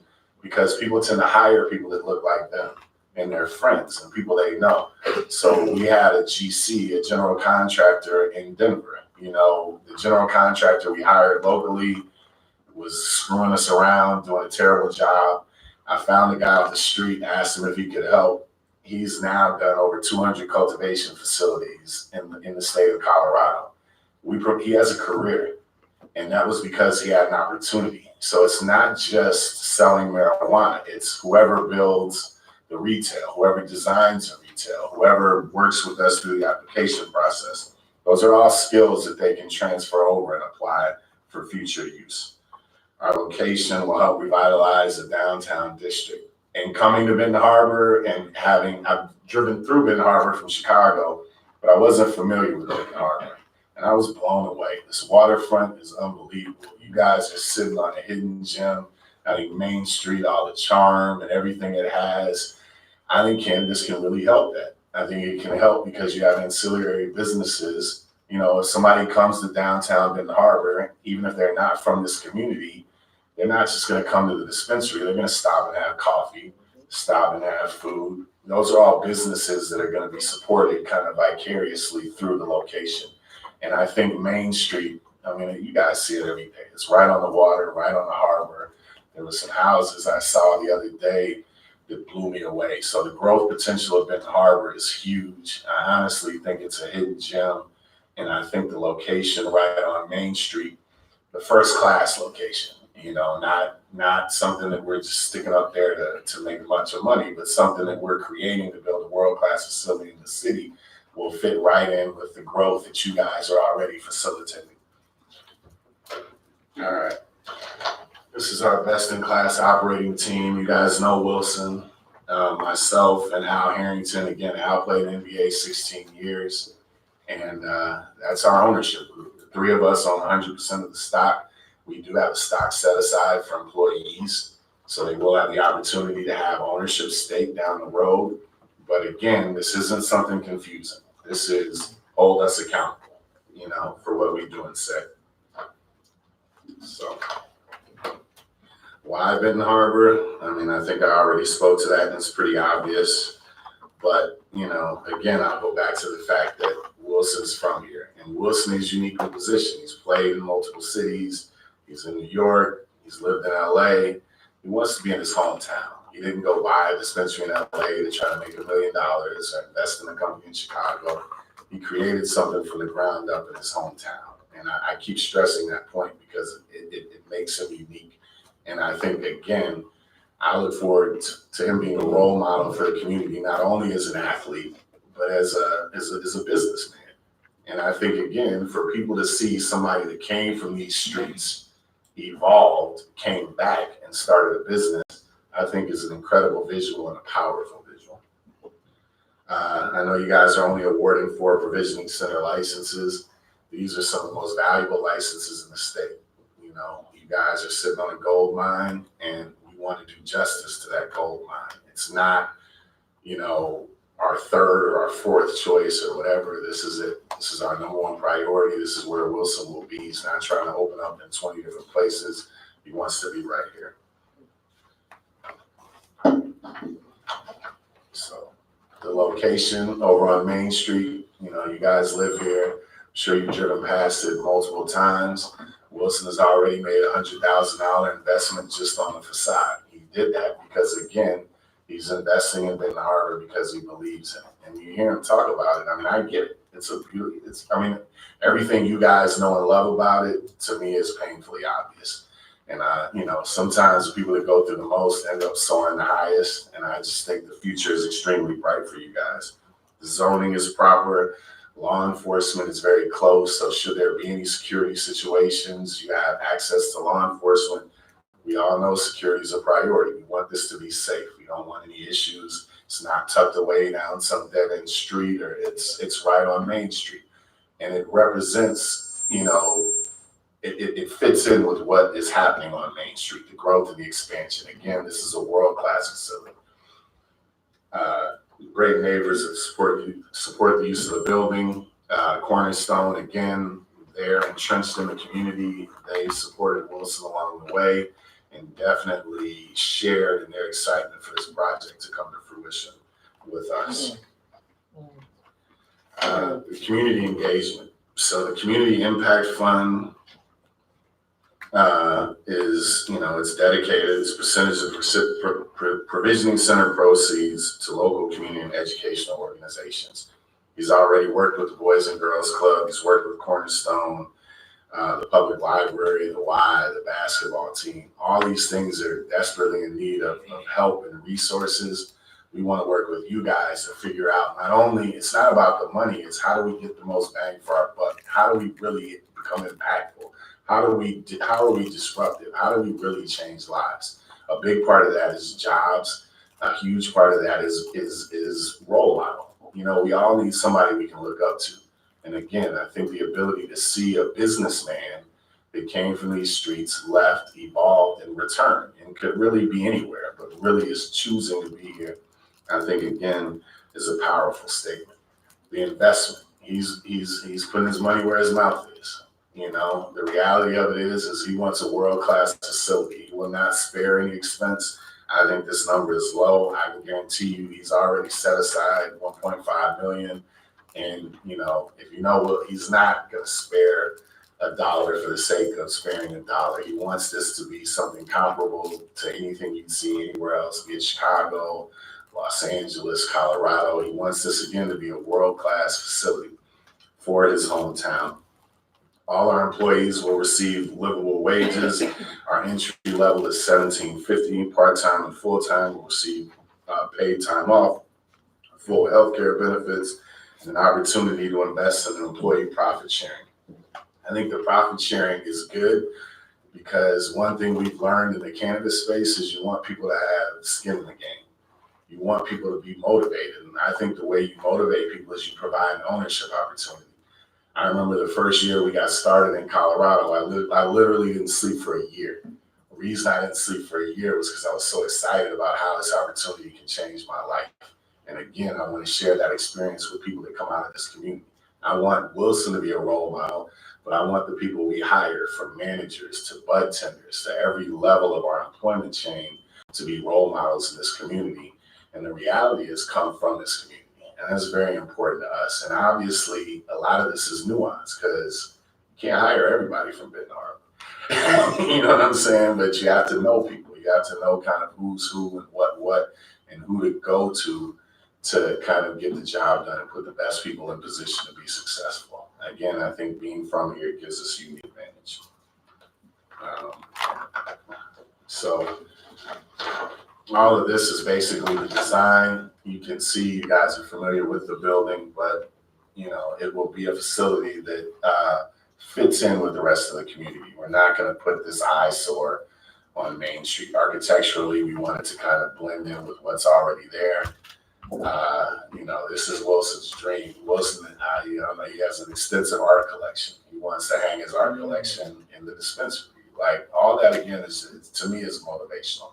So that giant claws thing, the thing with the big ears you see, is the pride of this collection. He wants to display it here. There's one right in downtown Detroit that they spent over $1 million on. But he just wants to put the best possible foot forward in the town he grew up in. The sales floor, this is all interior design. The next thing, and perhaps the most important thing I'm going to get into, is the security overview. So this is Jamil Taylor. Jamil is actually the first Black cannabis CEO of a cannabis company in the state of New Jersey, former president of a cannabis company in the state of Pennsylvania, and an invaluable member of our team. So he's going to get into the specifics of the security plan. We're not going to post our security plan up here for obvious reasons. We don't want everybody to see it, but I believe we have copies for everybody. Thanks for having us. Some of the biggest topics we talk about here is on security, right? How you're going to secure a facility right on Main Street and make sure it's safe, make sure your patients and customers are safe, make sure the community, the kids are safe in and around it. One is by having best-in-class security, physical security on board and on staff. We will have one security guard, bare minimum, on the site at all times. We're looking at adding a second person, potentially monitoring the exterior and interior of the facility. We chose a local security group, TMH Security, who's done security for cannabis companies in the past. Everything we've done, I think, in our experience can correlate to our experience in cannabis. This is not a group who's guessing along the way and trying to figure it out. We have strong SOPs to kind of figure out why and what we're doing for our security reasons go. The locations of where they're going to be, one, floating in around the building, two, outside monitoring the exterior of the building, and three, mainly entrance, kind of checking folks in, making sure the patients and customers who walk in are of age and are patients and are customers of that facility. When product is delivered in our product delivery area, the facility will kind of shut down to a cease, and that security guard will end up actually monitoring that delivery and drop off to make sure we're doing a secure drop off and delivery for all of our patients, all of our customers, all of our products. To kind of get into the more surveillance security, we're gonna have 24/7, 365 surveillance around the clock. We kind of have some pictures of what some of our cameras will do from a 360 view to a fisheye view. And I'm getting kind of technical here, but in the nature of it, you have to kind of be for this kind of facility to protect it. We're working with a world-class surveillance security team to provide the highest level of protection to our employees. These cameras really include facial recognition, license plate recognition. Many cameras that operate nowadays are roughly at a 40 to 60 pixels per foot. We operate at an 80 pixel per foot, which gives you a full facial detail. Able to read almost name badges on a card. Again, putting the best foot forward to how to secure our facility.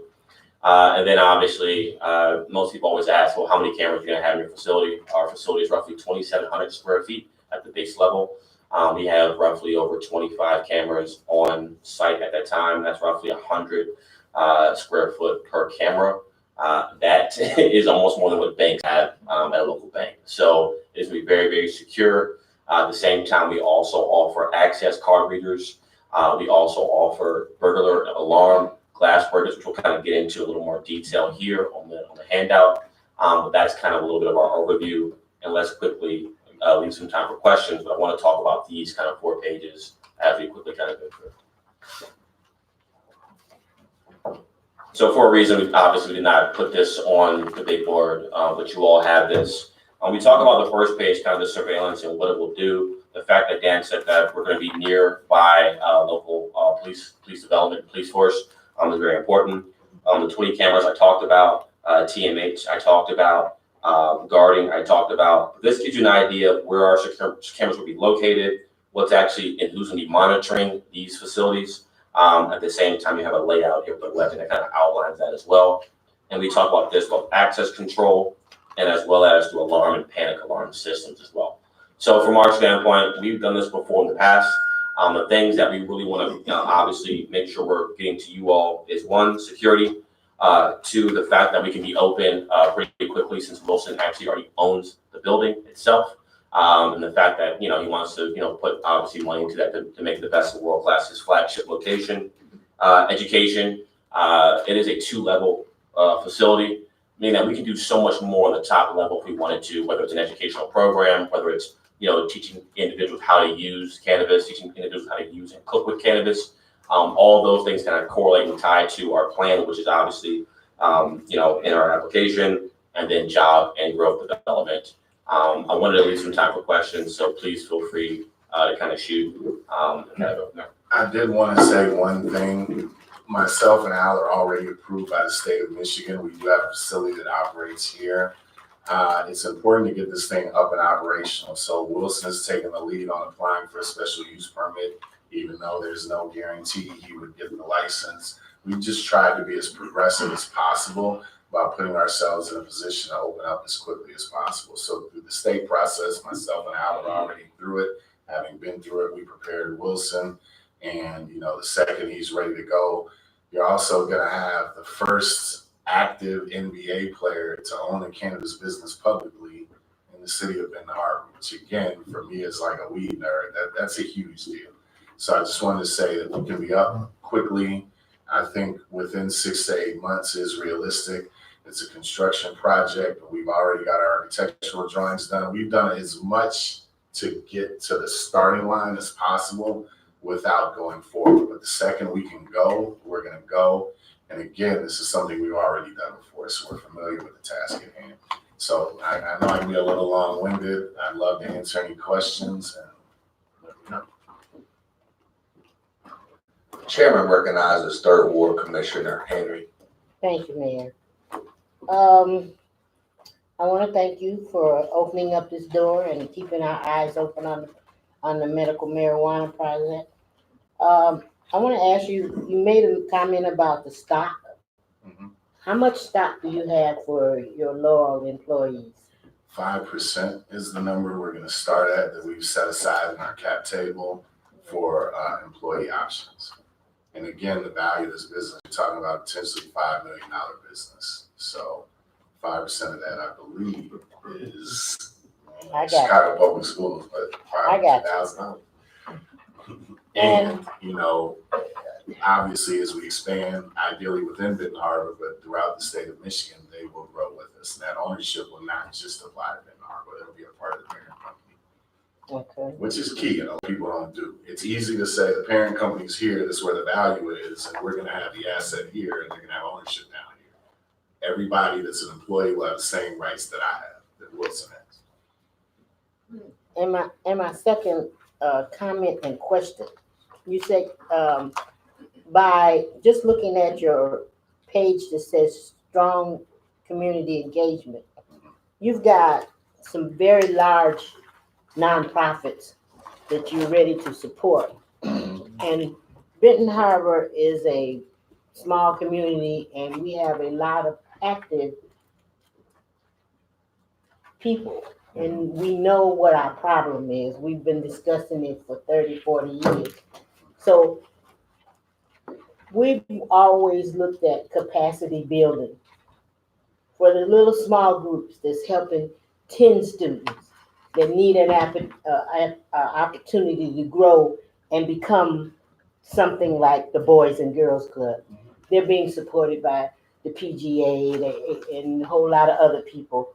And we need some capacity building for the small groups that are actually making an indent, but not able to make a big indent. And so that, when I saw those people that you've been talking to. I'll let Jamil answer that, but the one thing I will say is the people that, and this is what we found all over the country, the people that know are you guys, because you live in the community, and the real plan is to engage locally.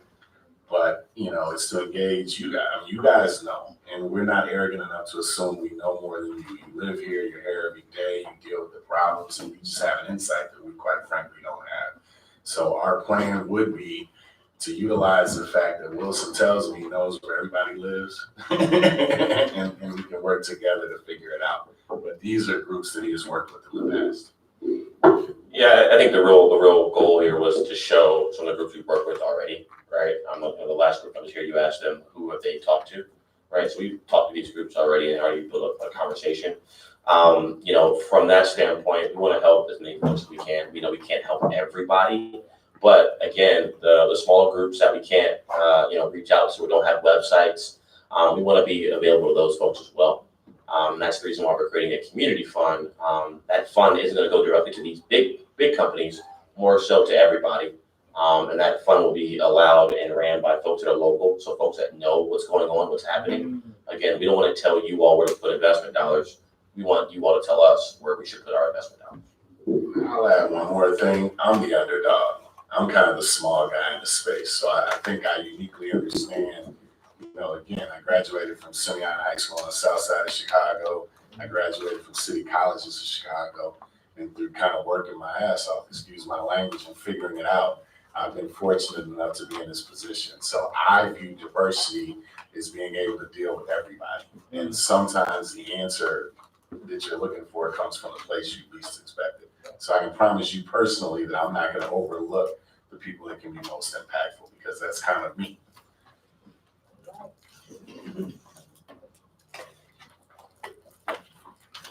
Who is the chief operating officer?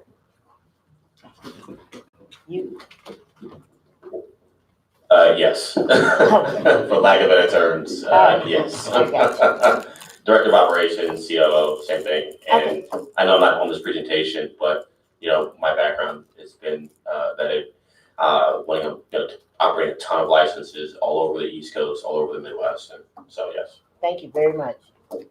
I can honestly say we probably have 3 of the most successful Black entrepreneurs in the cannabis space, and that's intentional because Wilson won in best in class. It was, quite frankly, important again that he dealt with a minority operator.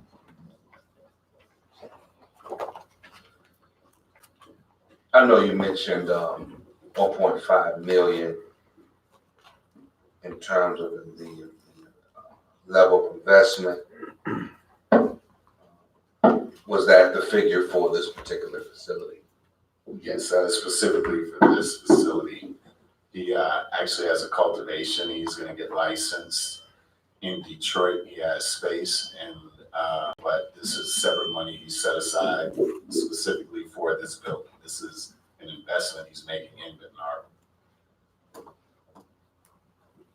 When you look at the 1.5, I think it encompasses everything: purchasing the building, renovating the building into what it actually has, and then obviously kind of going into all the details and level of the building inside and the interior. Purchasing the building? Well, he owns the building. Okay, yeah. That's all. So yeah, and he's already again spent over $100,000 to increase the facade. So he's putting his money where his mouth is. And if granted a license, from a timeline, I know you mentioned that you're chopping at the bit to get started, but given permits and so on, different things, all of the not red tape, but other factors, when do you think you can get started? One thing I've learned being with Wilson is Al doing business with them is they're competitors. And, I understand that there's red tape, but, we're going to have access to the best and the brightest locally. And I think that can help expedite that process because they're familiar with dealing with Benton Harbor. So, there is going to be some red tape. You guys are doing something that's never been done before. You're not going to be perfect, and you don't need to be perfect. But I think that there's a political willpower, obviously, to make it happen. And I think 6 months is the goal. 8 months is the worst case scenario. And again, I think we're uniquely positioned because I don't want to use the word foolhardy, but Wilson has already lined everything up as if he's going to get it. Not because he's arrogant about it, but because it's been stressed to us. It's important that, these facilities get up and operational as quickly as possible. So we heard that. We've heard you guys want that. And because of that, we've done everything we can to get the ball rolling up to this point. We're just ready to pull the trigger. And once we pull the trigger, in the movie Training Day, he said, you've been planning this all day. He said, no, I've been planning this for months. So we're ready to go. And I think, again, 6 months is a goal. I'd say 8 months is the worst case scenario. Chairman recognizes Commissioner at Large Singleton. Let me see if I got it clear. You said it was entry level jobs start out at $17.50. The lowest paid employee that walks in our facility will start out making $17.50 an hour. And then, number of jobs that you anticipate. We went back and forth. I think for medical use, between 15 and 20. I think as you add adult use, there should be a little more volume, and we think 25 to 30.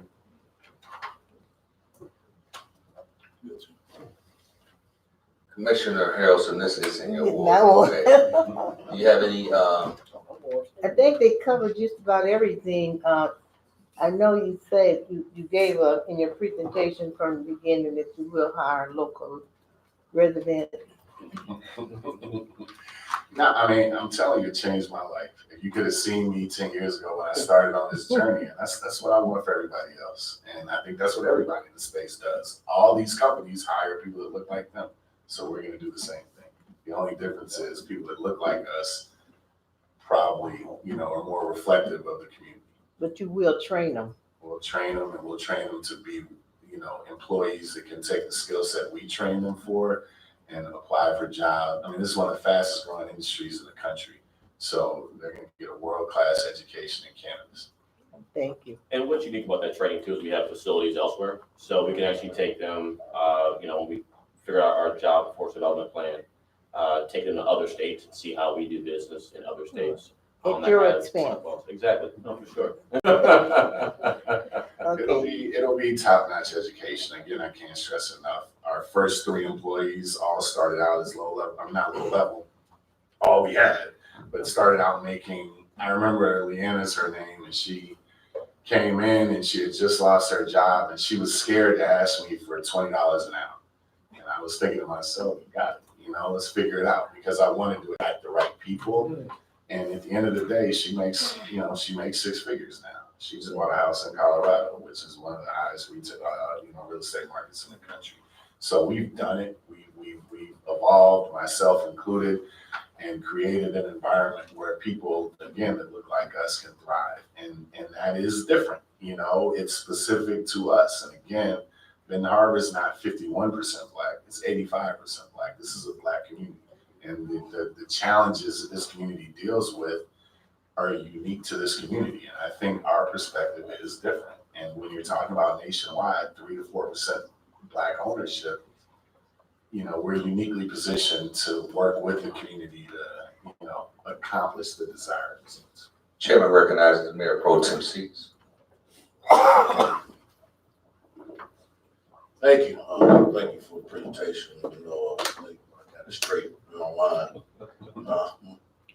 I do appreciate the ability to know about high-paying jobs, management jobs. As far as the partnerships with the high school and secondary education, all those other kind of things, is there any kind of other plans that you have in the future to bring some other outside of, just to help out the schools a little bit more?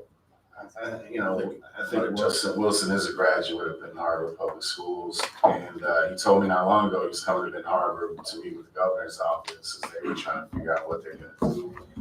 My parents were both teachers. I understand and appreciate the value of education. And again, it's going to come down to engaging you guys and saying, how do we get the most bang for our buck?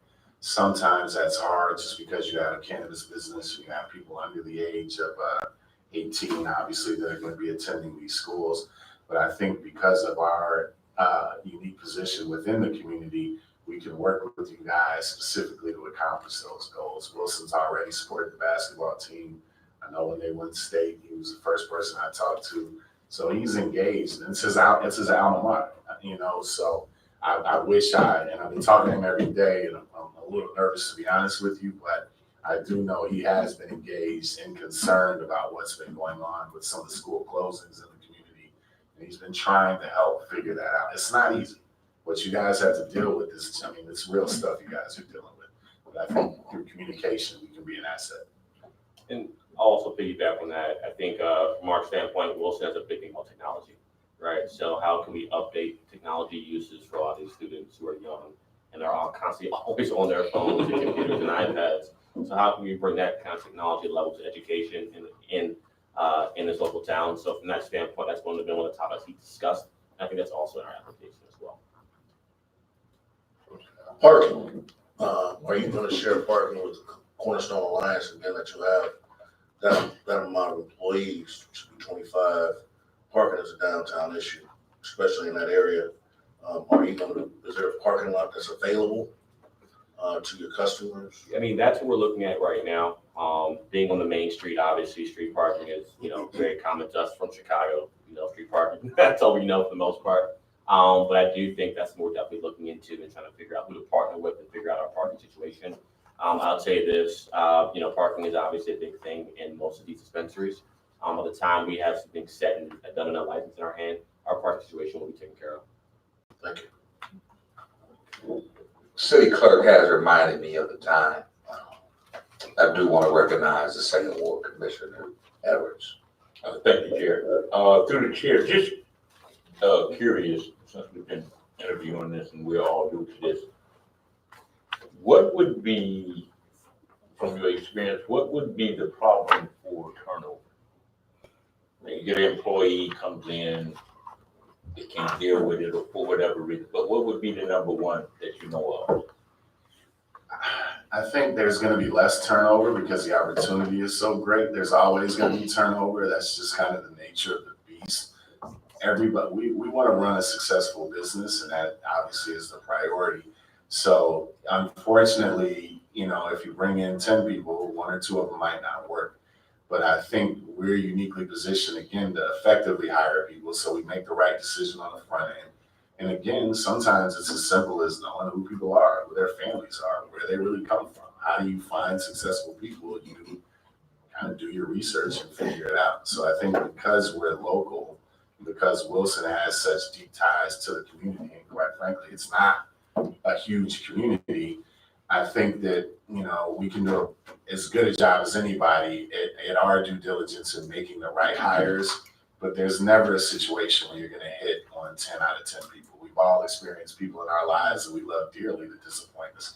But what I hope is that the right people see the opportunity and recognize the opportunity and use it as a means to change their life.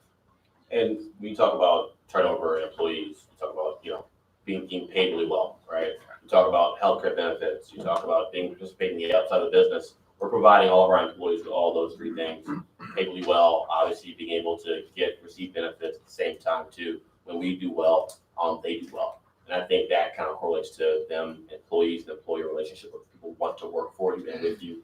And that's kind of how we see kind of to negate that kind of quickly turnover. The chair, this last one, just to break the ice here. Next time, bring me a baseball player. We got a football. I play baseball. So just lastly, we don't, of course, this panel here, we are blindfolded in a sense. I see somebody in the audience that looks like Wilson, but is there some reason that he could not be here tonight? Unfortunately, Wilson is playing tonight, so they had a game, and he could not make it. His team would not let him go. It was work related. It was work related, and trust me, if he could be here, he'd be here. But Wilson was actually here during All-Star break, so he was in town a couple of weeks ago. You guys know this is where he's from. His grandma still lives here. His father's here. His kids are here. Like he always said, they can't leave in our for whatever reason. So thank you. He apologizes, but thank you. I just wanted to thank you guys, and I know what you guys have watched this process, and I know it's not easy what you guys have to do, but I think you guys have handled yourself incredibly well. And hopefully, it's us, but I think cannabis I've seen change communities, and I think you got a great thing here. Thank you, Simeon. Go, baby. Is that it? Yes, thank you. Thank you, guys.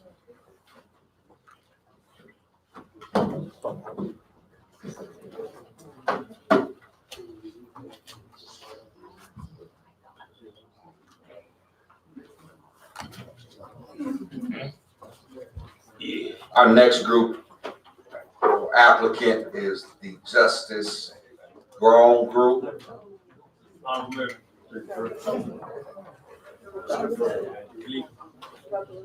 Relief center. Relief center. So it's Relief center. pardon me, the relief center, is the relief center present? I want to, I beg your pardon. The relief center has been here, I apologize. There was a mix-up with complete relief. So I want to invite the relief center forward. Yeah, the relief center's next. Yes. They're not hearing us. They're not in it. Release them. Justice Grove. Justice Grove say. Justice Grove, the relief center is next. Sorry.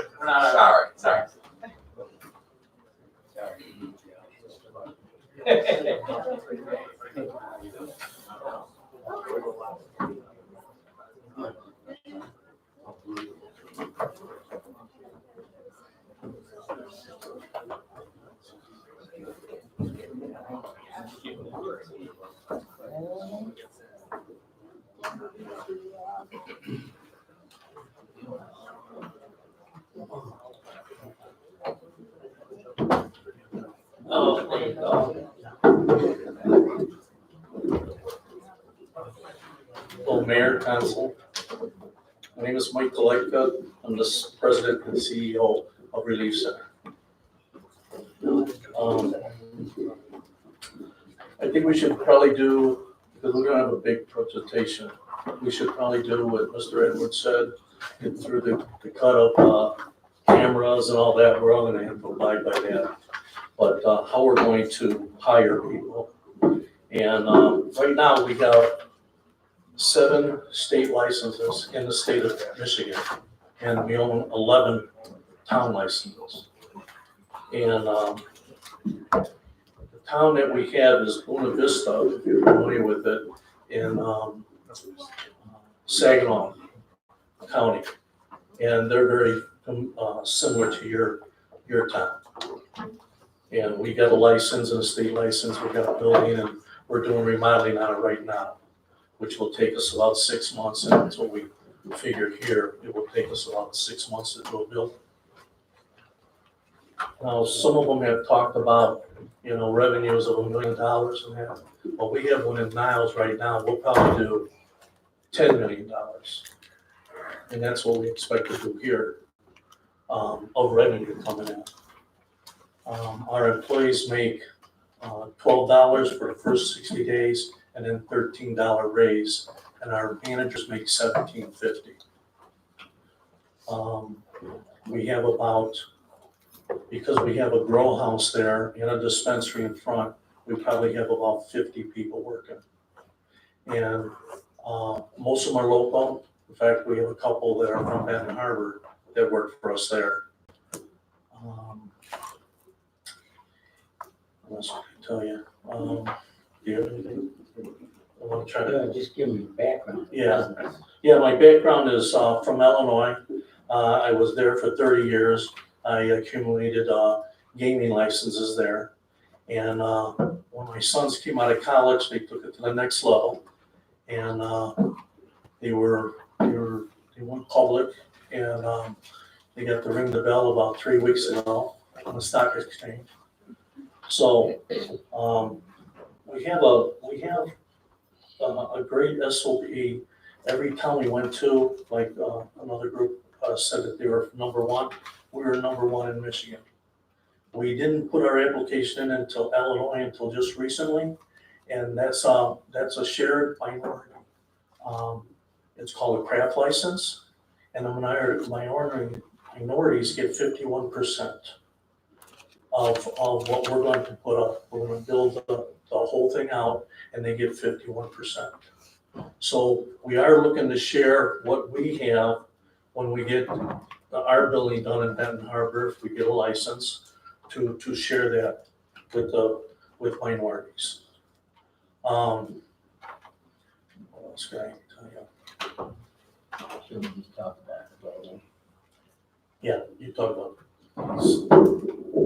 Hi, my name is Dave. I design his buildings for him. I'm the designer and the contractor. We hire all local people.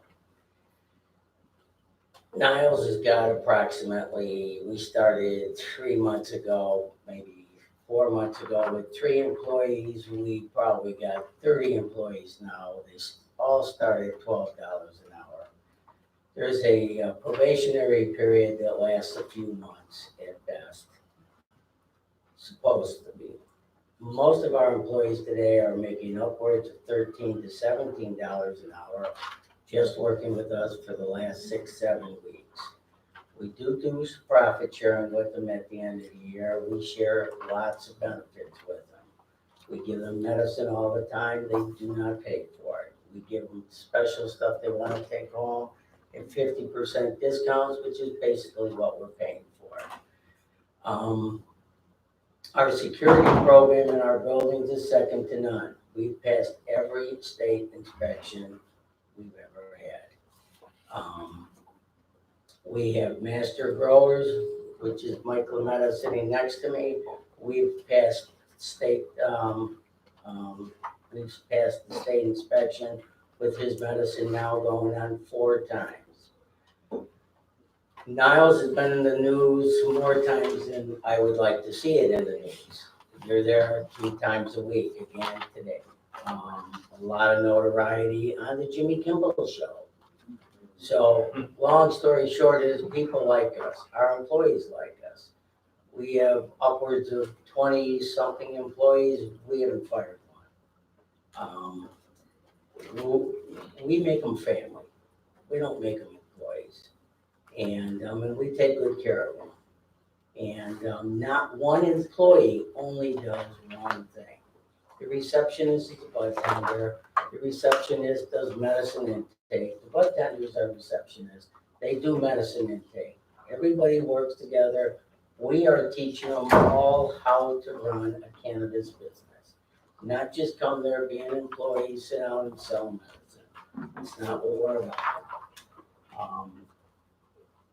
So, Mike, you got anything to throw in on this? Yeah, so my name's Mike Lametta, and I'm the lead grower at the Niles facility. And I also help out at our provisioning center locations. And I think one of the things that sets us apart, even though it's going recreational and adult use in the state, we started out medical, and we're not going to get rid of that part of our business.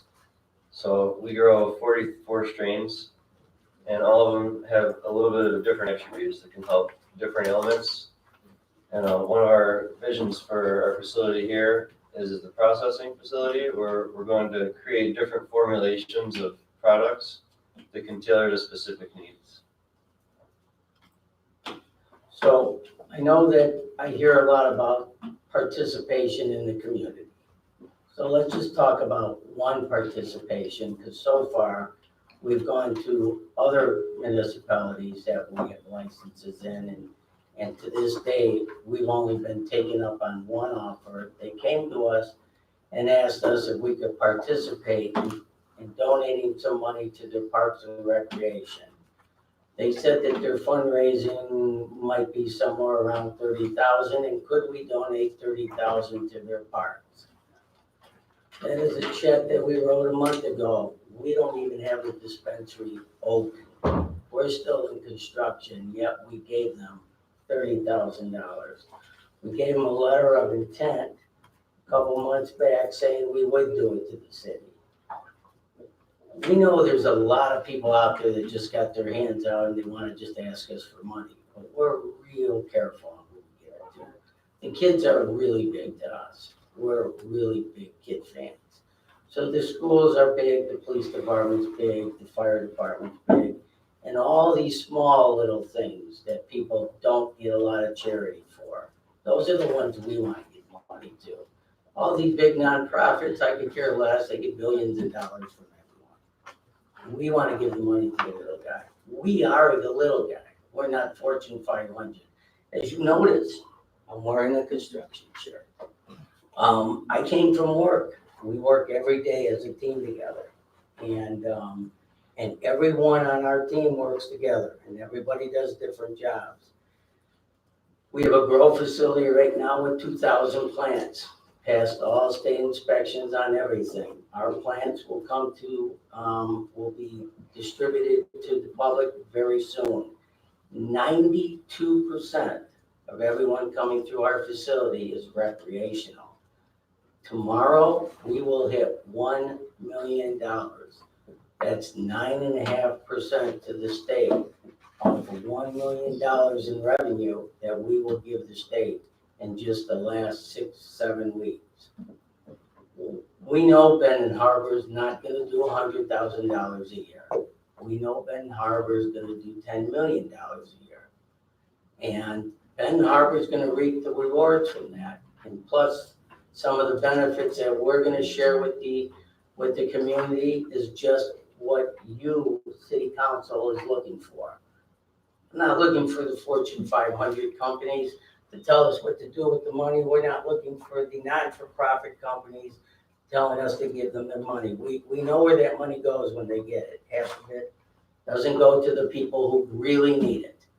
So we want to give it to the people of Benton Harbor. Every one of our employees in Niles either lives in Berrien County or they live in Niles. We don't hire outside sources. We train them all individually, and we train them all to do everything.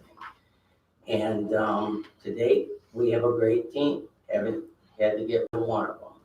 So that's it for me.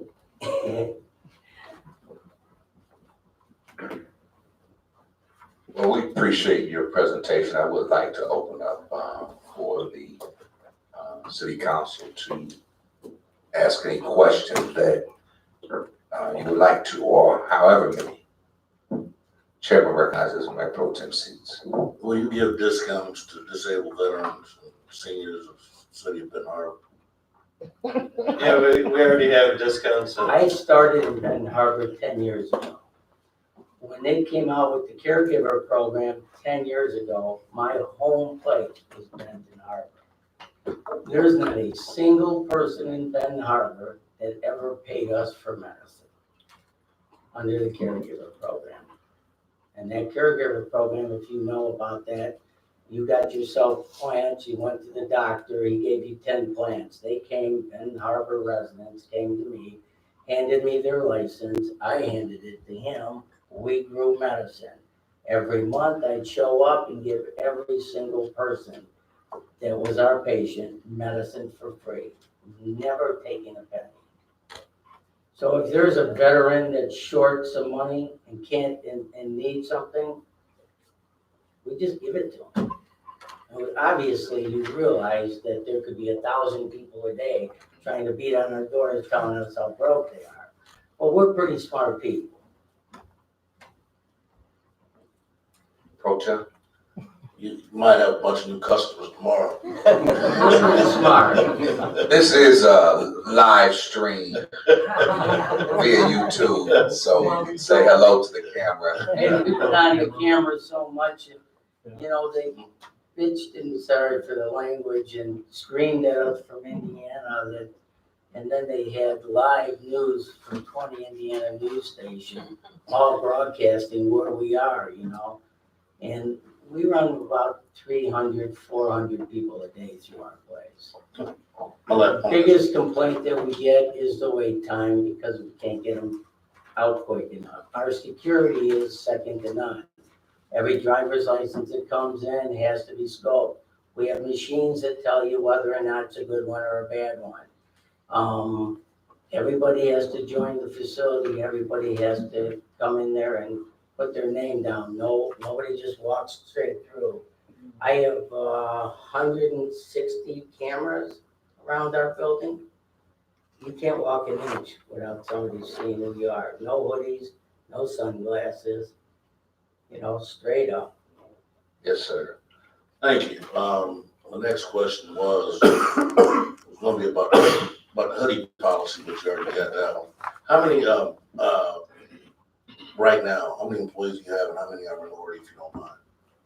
We have. Probably about 70% is minority between women and African No, Americans. he's talking, no, he's talking about what we have. Yeah, that's what I'm telling you. We have 2 black employees.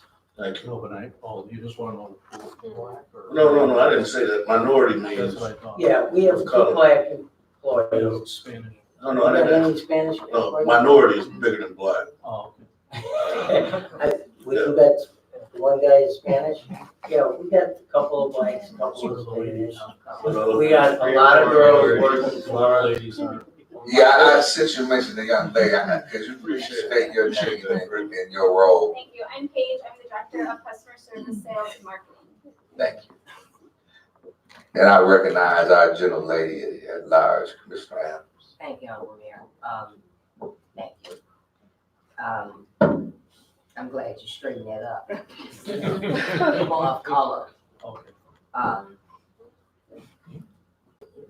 That we have employed, not just black, but out of respect for all that are not Caucasian, people of color.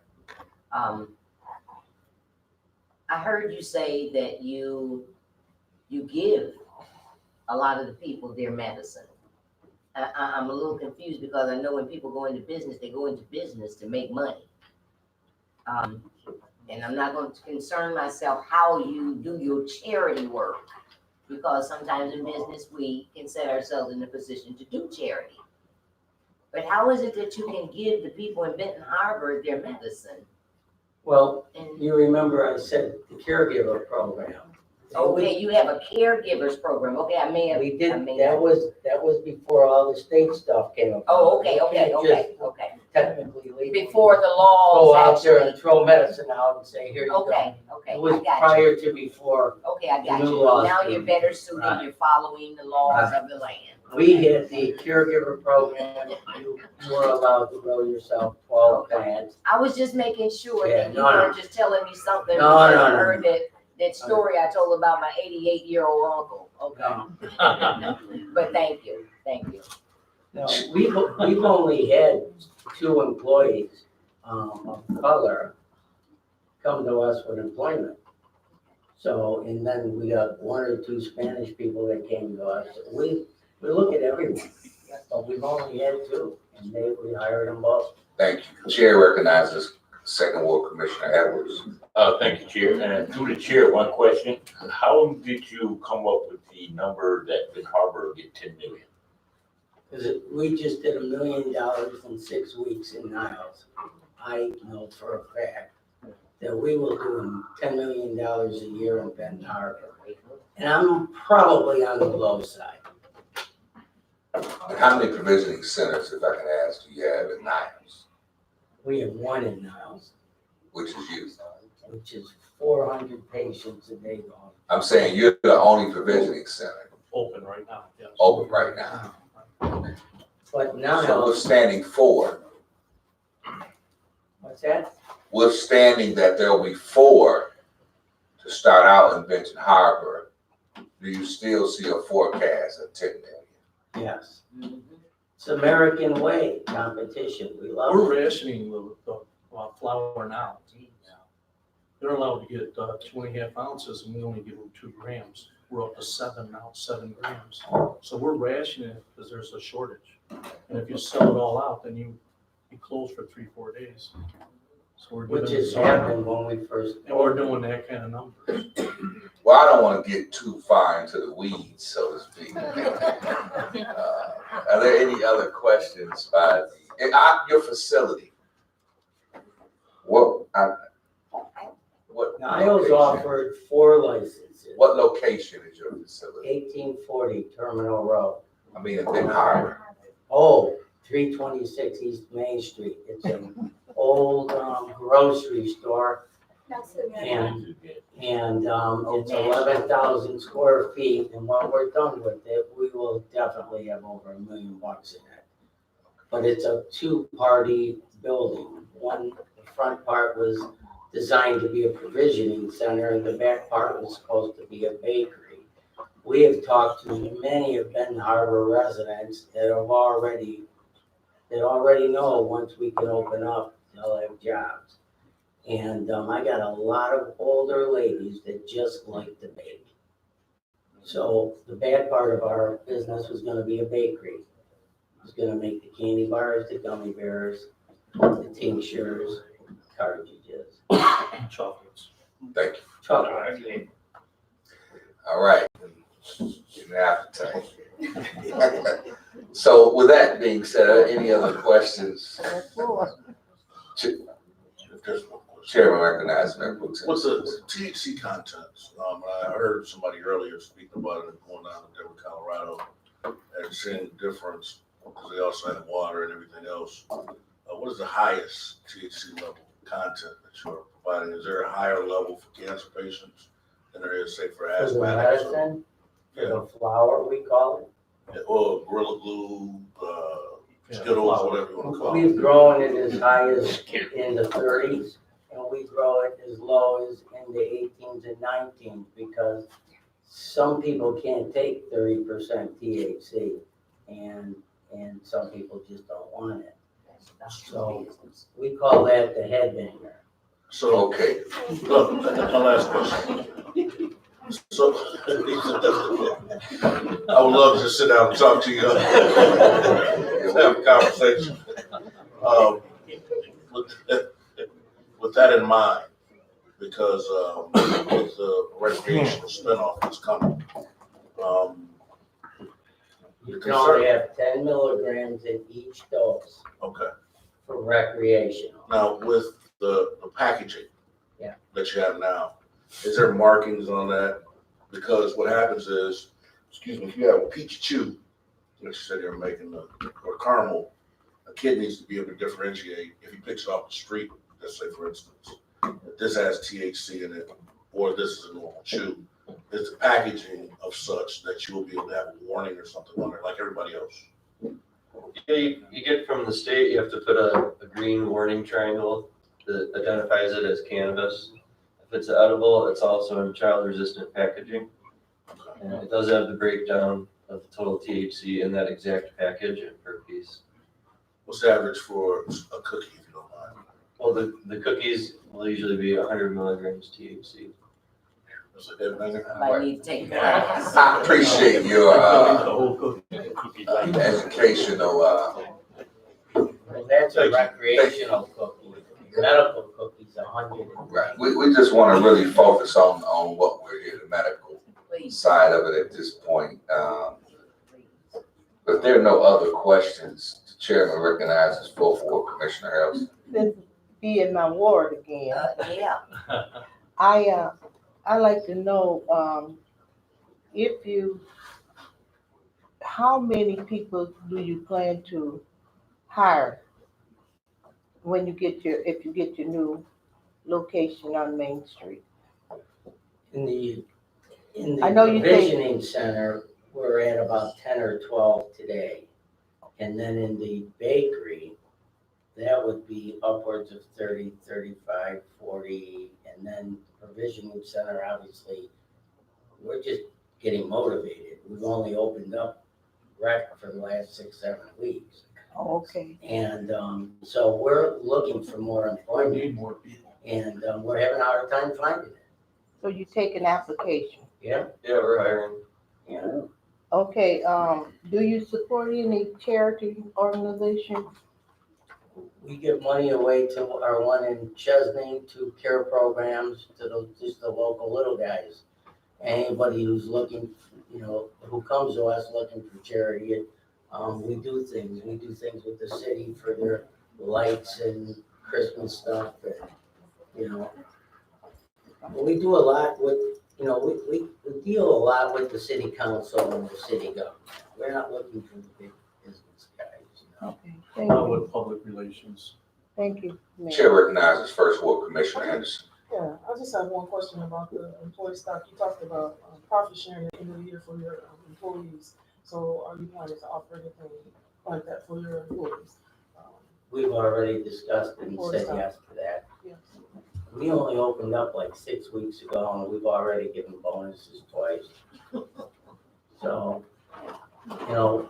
we share the wealth with our employees because we don't consider them employees, we consider them family. And we're trying to make some money and we're just, if they come to us and they want medicine, we give them a lot of it. My question was about stock though. Yeah, Well, not stock. That's what I was asking, I was specifically to that. You won't. Okay. It's a little fuzzy when you start talking about giving stock I'm away going to stop. because of the state law. You can't just give stock away to anybody without going through background checks and security. The state has to approve you to own stock in the state. So, we give, profit sharing is another thing. We can give whatever we want away. Thank you. Thank you for your time. And I do apologize for the oversight, for allowing, for not following the schedule, which relief. I just thought you wanted to pull this out. No. Just kidding. Thank you very much. You're welcome. Thank you. We didn't know any difference. We didn't know who was first or who was last. You know. We were actually first, What's that? but now we're last. Well, is there only one guy left? No, I was talking about overall. Oh, who's ever last? Ordinance. Go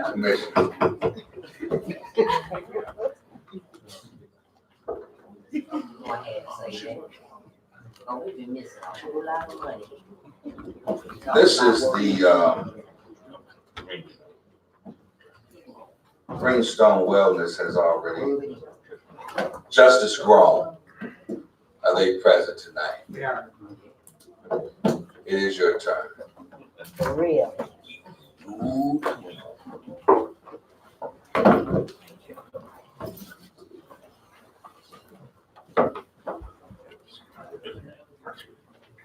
Thank you, sir.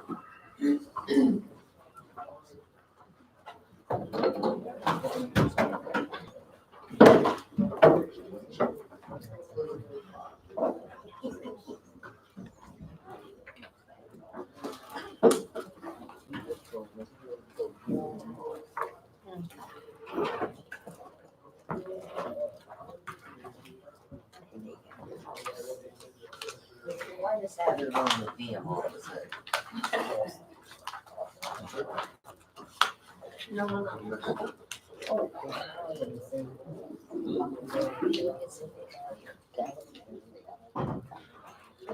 Could you please state your name and affiliation with the company? My name is John Loby. I'm an owner of Justice Grown, joined also by Mitch Davida and B. Hicks. Also work for Justice Grown. If I may introduce myself to the council, I am an attorney in Chicago, a civil rights attorney. We represent people who have been victims of abuses, whether it's police misconduct or particular wrongful convictions, people who've been in prison for crimes they didn't commit. My law firm that I started about 20 years ago, now with 50 lawyers in it, we represent those people. We help get them out of prison if they're innocent. And sometimes if they've been dealt with unjustly, we file lawsuits and seek justice for them. Police shootings, discrimination cases, retaliation, social justice issues. Illinois, about 6 years ago, had an opportunity to become a cannabis business, and I was interested. And I started Justice Grown, consistent with those values. And our company, Justice Grown, is different than many cannabis companies. You've heard from a gamut of cannabis companies. There's some big national companies and there's some small local cannabis companies. We have, I'm proud to say, grown to become one of the larger companies in the country, but we've done it not through a traditional path. We didn't have a public offering. We didn't take on investors. We did it ourselves. It's basically a mom and pop family type company that we have built ourselves. And I think the uniqueness of what we've built and the fact that we're doing this the right way has been borne out by the success we've had in coming to communities and making them successful, being successful in helping them to trust us. So for example, in Illinois, we are one of the 20 cultivators. We then applied in Pennsylvania. There's only 25 cultivators in the whole state. You know, you might get 25 in, one little corner of Michigan now. We were chosen as one of the 25. Where it really turned for us was New Jersey. New Jersey gave out 6 licenses, integrated licenses that cultivate, dispensary, and process, 6 for the whole state. And we applied and we were selected. So Benton Harbor's given out 4 in Benton Harbor. New Jersey had 9 million people. They picked 6 companies, and we were one of the companies they picked. And we're proud of that. It really speaks to the kind of company that we built. And our success has continued. Utah just awarded 14 dispensary licenses for the whole state, 14, not 4. And we were selected for 2 of those, which is the max. And in Missouri, we were the single most selected company. So that's sort of our bona fides to tell you that we're legit, we're a serious company. Now, what are we doing in Benton Harbor here? And that's about B. Hicks.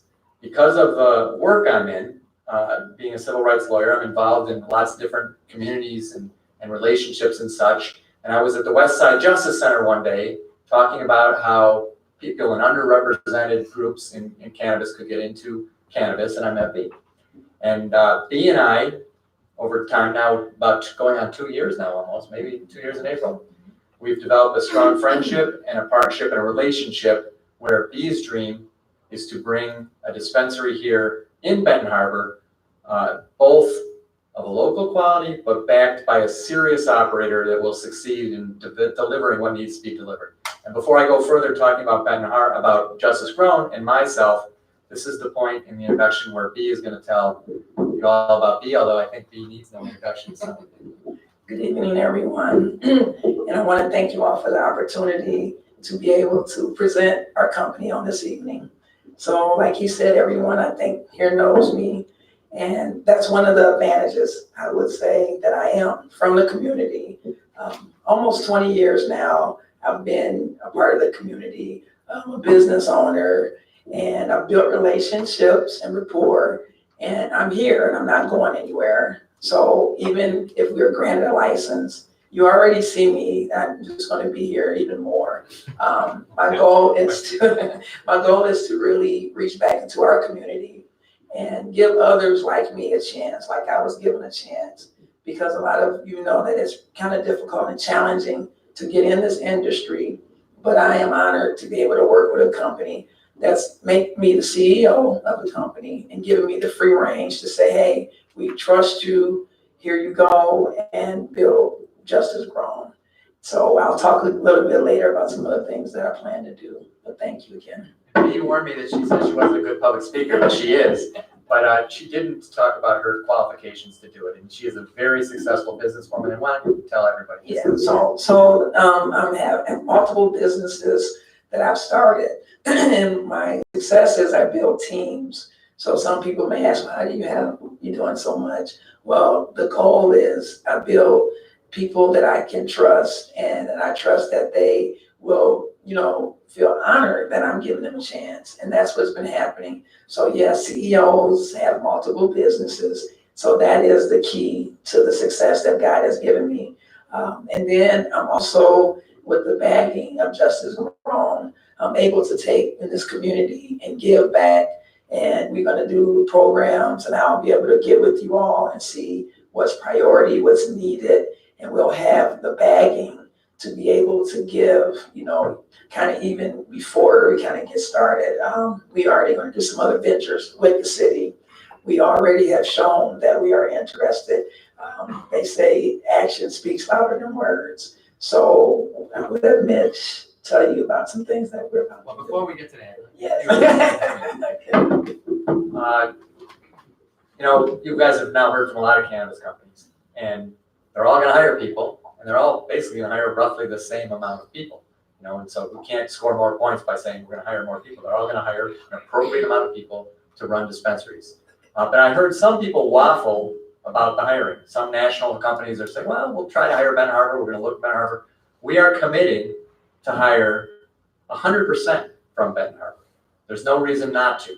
And B. Hicks, who's going to be the CEO and who's going to run the operation with training, which I'll talk about in a bit, is going to be responsible for selecting the people who work in our facility. And they're going to be from this community, and B has deep relationships and contacts. And why don't you say a bit about how you're going to go about staffing up the dispensary?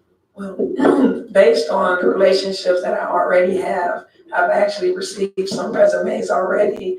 But I will get with some of the leaders here, and I'll start with just the relationships that I have. and see if you have some recommendations. Do some involve some job fairs, some symposiums.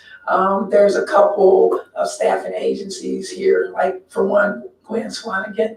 I spoke to her as an option. So I'll just do some internal hiring just from kind of the people that I know here and some of the contacts that we already know. My goal is to help, I hate to say it, but help my people, because that's what I was afforded that opportunity. So I'm going to turn around and do the same thing.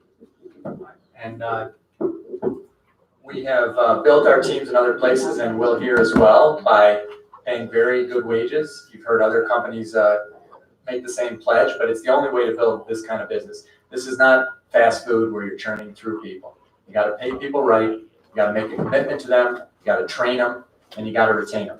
And everywhere we operate, we give full, generous benefits and very, very competitive salaries. And that's what we will do here because that's the only way to run the business.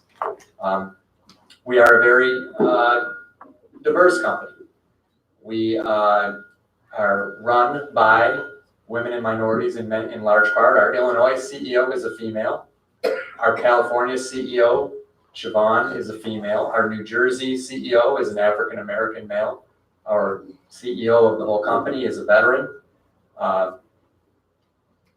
We have, because we are run and largely managed by diverse people at the top levels, that translates down to the rest of our company. And here in Benton Harbor, obviously, we're going to reflect the community. We're obviously going to be a very diverse community because that is our community, and we're going to be of and by the community.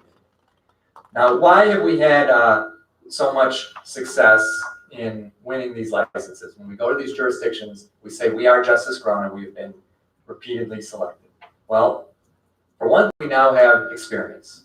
We have, you've met with all kinds of groups, some sort of smaller, some kind of bigger, but we stand out in terms of knowing how to do this. The people who work in our company we run dispensaries, we own dispensaries that we run, we're setting up dispensaries, and we're continuing to do that across the country. So we have an operation that allows us to do that.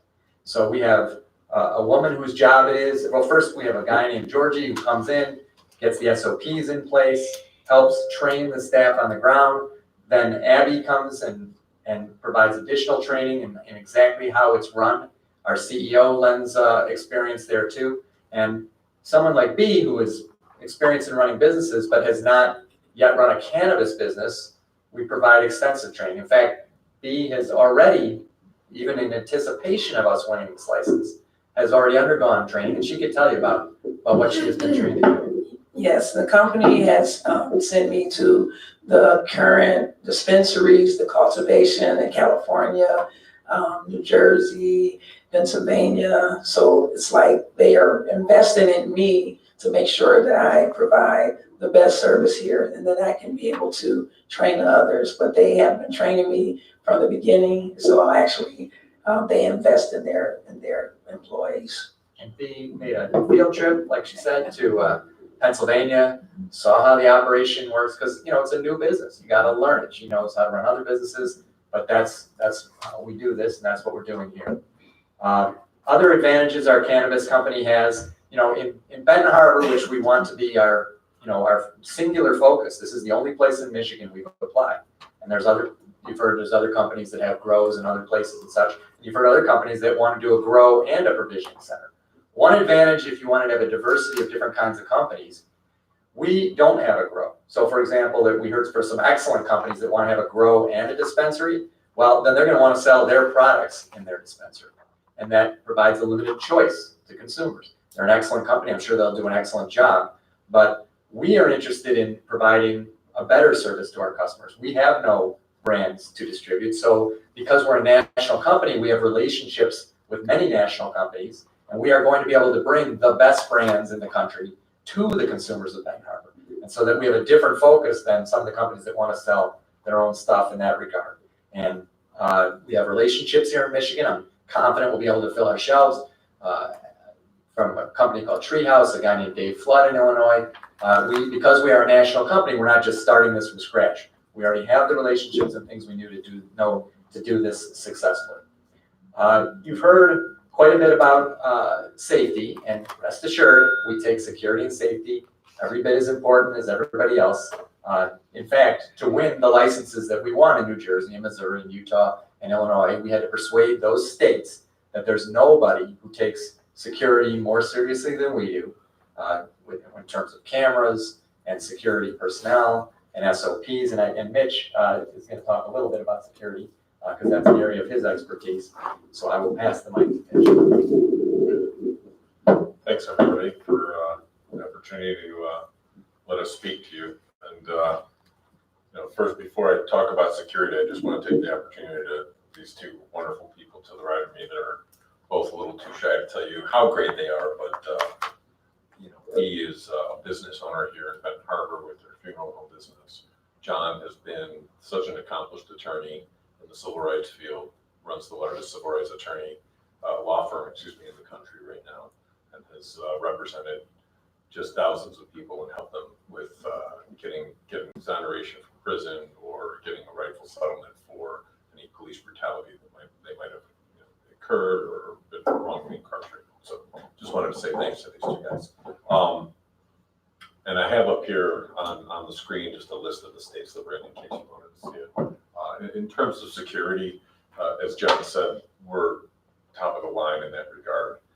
We have the exact number of cameras is going to be enormous. It varies based on the configuration of the building. I don't have that exactly to tell you if it's going to be 30, 40, 50, but it's going to be an enormous amount of cameras. In addition to that, what we do is we have, also most importantly, we're going to give a live feed on demand to all of our cameras to the police department. So if they have a problem, somebody calls 911, there's an issue in our building, they don't have to hesitate. He can just turn on the feed. I'm not going to burden you with 100 cameras worth of feeds at all times, so you'll just have access to turn it on when you need it. But that type of cooperation is the way that we like to handle it with security. In terms of inside the building, we're going to have an armed security guard on staff at all times. We also have armed to the point that it's allowed by the law, I believe. But sometimes they use tasers instead of actual weapons, but they're going to be trained security to handle any type of an incident. Biometric security is also what we have in place for getting in and out of secured rooms. There's going to be a secured computer room, a secured loading room, a safe where we keep the money and where we would keep the products. And those 4 areas are only a manager and maybe one other appointed person by the manager will be able to enter the room with either a thumbprint or an eye scan or some sort of a biometric security. Will be the only way you'll be able to get into those rooms. So that's about really covers our security. You're all very familiar with our building, so it's right here, right in front of us. You can walk out the front door and see it.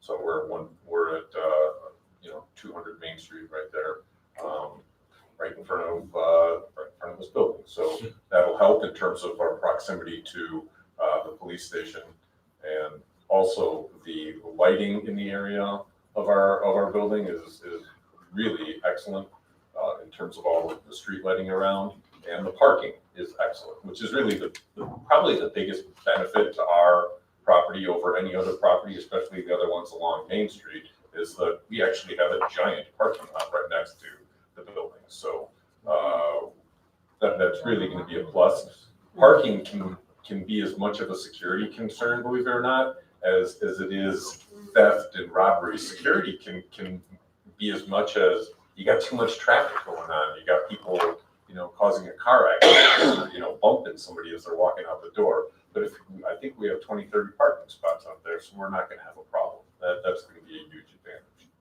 In fact, why don't we at this point show the picture of the rendering of the design? Yeah, so here's where we, just to go through the slides real quick. And this is just an example. By the way, this up here on the right is an example of our giant cultivation center that we have under construction in Pennsylvania. And the other 2 slides are just examples of some of the products that we devise. So here are some of our existing Justice grown locations in Pennsylvania and in California, so you can get an idea of the type of facade that we would do. It's a very nondescript signage, just as Justice grown, as you can see. but it's very neat and clean, and we like to do it. Mitch, to clarify, the bottom one is the rendering that's under Yes. construction, the two on top of what Yeah. 2 on top are actual photos. Thank you, John. Bottom is in California, and the other 2 are in Pennsylvania. So this is some photos of interior build out of our dispensaries. They're very, high-end, nice-looking, clean spaces, couches, places to sit, video screens to see the menus. That'll be a standard build out for us when we go forward here. This is an artist rendering of the building that we're gonna hopefully have the license for right there in front of your office here. So as you can see, the parking on the right, and that's about how we would envision doing the signage. And we're very excited about the building. Our architects are here. Yeah. I just for clarity, that parcel, I believe, is owned by the city. So the parking lot is indeed owned by the city, and we, by prescription of the lease, we have, I believe, 10 parking spots of the city from the city available to us that are part of the deed agreement with the owner, Jim Fry.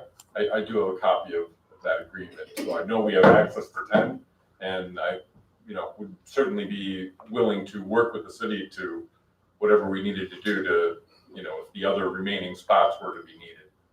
But at least they're all right there, so.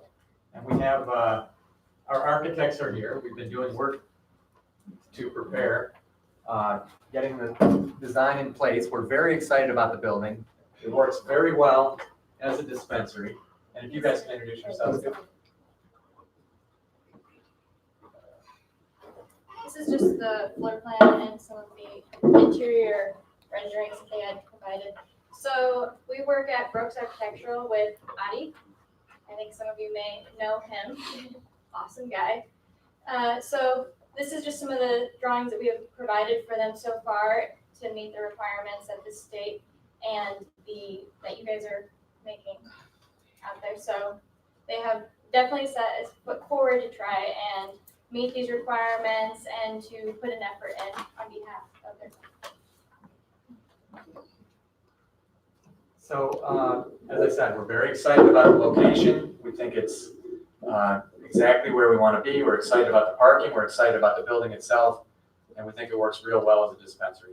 We're not going to promise to make $10 million because I think he was forgetting to divide by 4 because they're giving out 4. And the other thing is, it's medical. He was talking about a recreational regime where he's making all that money. And as you consider other groups, you need groups that have the capital, because with 4 medical dispensaries and a finite number of patients, if we're going to be realistic, everybody here is seeing big dollar signs, but you have to be in it for the long haul, because there might be a period of time when you're not making money. And you have to be a serious company. You have to have a serious intention to have staying power and to do it the right way and grind it out for maybe a long time. It's not just, they don't just start throwing money at you. We know that from other jurisdictions. You got to do your work. So you want to pick a serious company that can weather that. Yes, you mentioned a lease. Is a lease agreement with the city? No, we lease the building, and in the building's lease, they have secured the right to parking. In the deed. Yeah. Yes. But if I may, Honorable Mayor, within the ordinance, and I think everybody has forgotten about this, but we need to revisit the ordinance, because I think that it clearly stated that upon entry to purchase your medication, that there could be no one in a vehicle waiting outside. That only the purchaser is to enter the building, and if they needed to circle the block or what have you, there will be no type of loitering of any kind or anyone standing or waiting in a vehicle. And we will absolutely enforce that, and it shouldn't be a problem. Chair recognizes Mayor Pro Tem Seats. I didn't want the presentation before. Almost. Okay. Sure. You've heard it all now because you've gone through it so many times. We too are going to build it fast. We know how to build it fast. We've built it fast in other places. I think 6 to 8 months is realistic, and I appreciated the candor of the group that said that. We can tell you 2 months, but we wouldn't be telling it to you straight. We have the permits in place though, and there's nobody that can be able to do it faster than us, and we're interested in doing it fast. The last thing that differentiates us, as I said, is our commitment to community, because, there's different kinds of cannabis companies, but we are basically founded in those principles. In other states, we have the pancake breakfasts and the 5Ks and the community partnerships. So it's not just us talking, that's what we do. And it makes good business sense too. If you are a business in the community, you want to be partners with the community. You don't want to be just like next to it, you want to be in it. And we've learned that and we do that. And here in Benton Harbor already, we have, we've talked to a credit union, possibility of opening a credit union here. We've offered our legal services with the high school situation. We said we absolutely will help out. That's what we do anyways, is we help people who are dealing with unjust things. So we are absolutely looking to be partners with our partner community. And then we have big plans on the community as well. And B's going to talk to that for a second.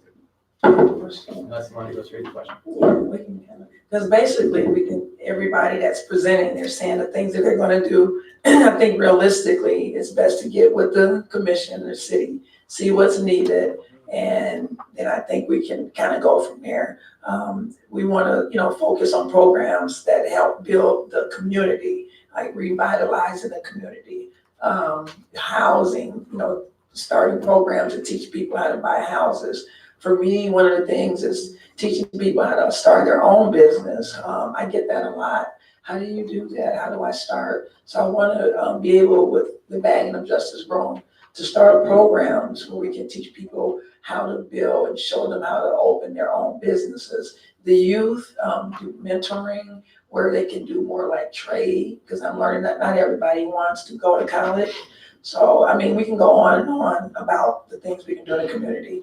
I think we can come back, if we're granted a license, we'll come back to that and actually sit down and go over that list. And,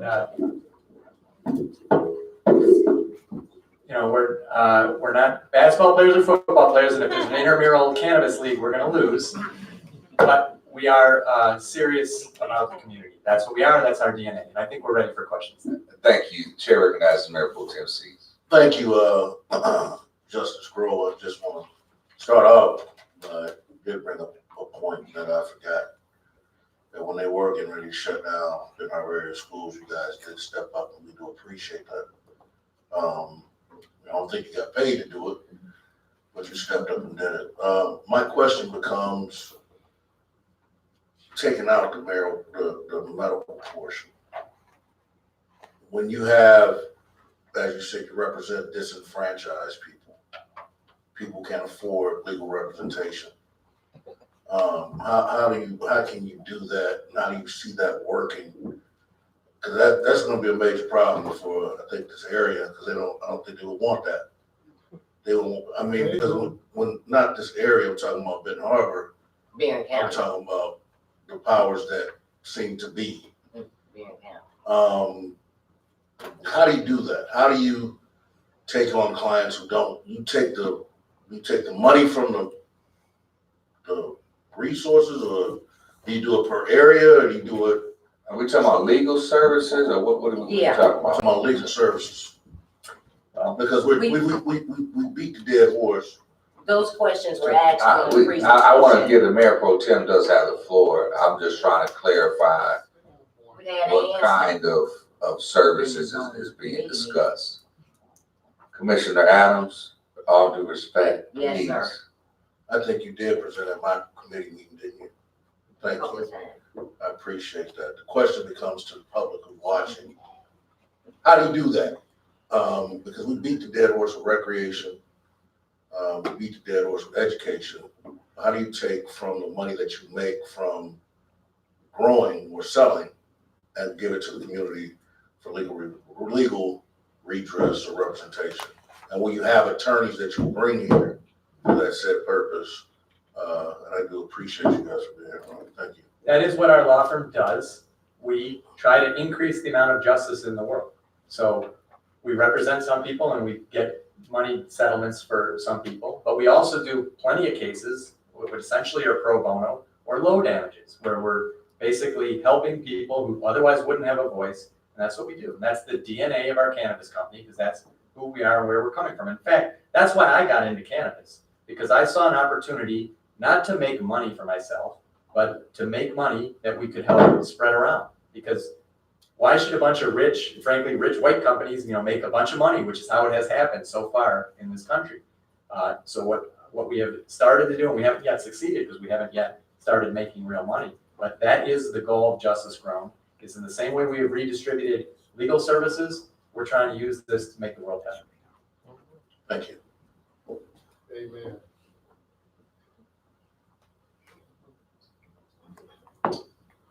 Chairman recognizes Third Ward, Commissioner Henry. Thank you. I want to thank you guys for coming in, and when you first talked of the justice part, I got so excited.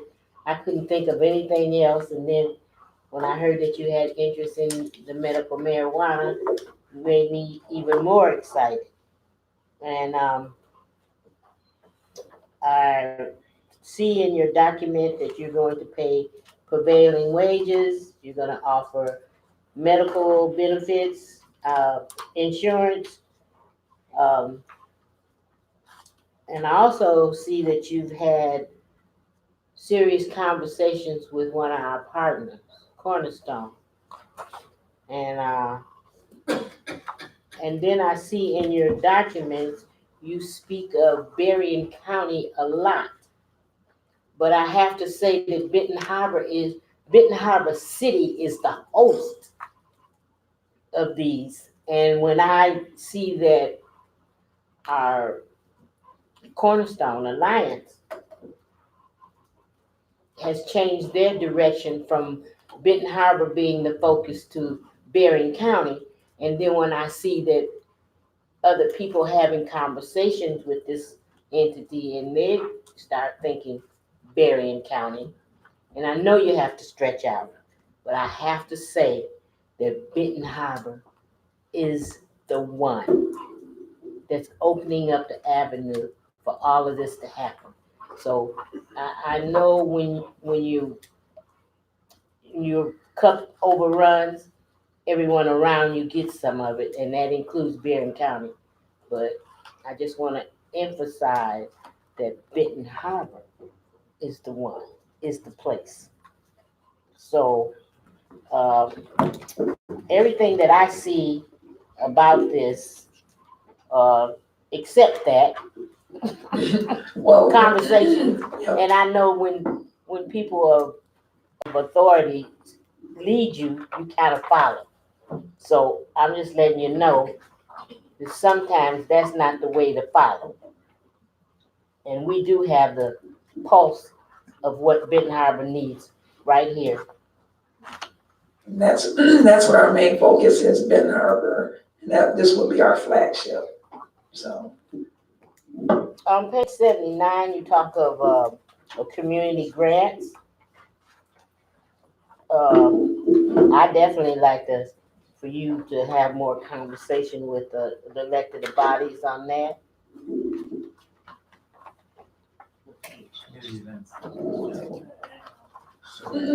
Well, it's just about the community grants that you offer for local residents. And so that's something that we definitely need to stay involved in. Let the will of the people be known to these. And that's it. Thank you very much for coming. Thank you for your presentation, and have a great evening. Thank you. We are at the end with one last presentation.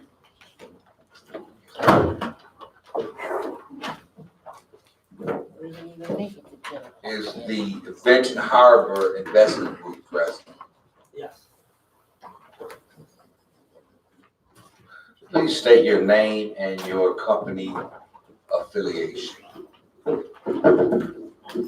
My name is Brian Walschlager, and I'm part owner of the company. My name is Scott Roberts. I'm legal counsel and chief compliance officer. And we also have a supplemental package we'd like to pass out. We brought a lot of copies. Could you please, give it to the city clerk, she'll.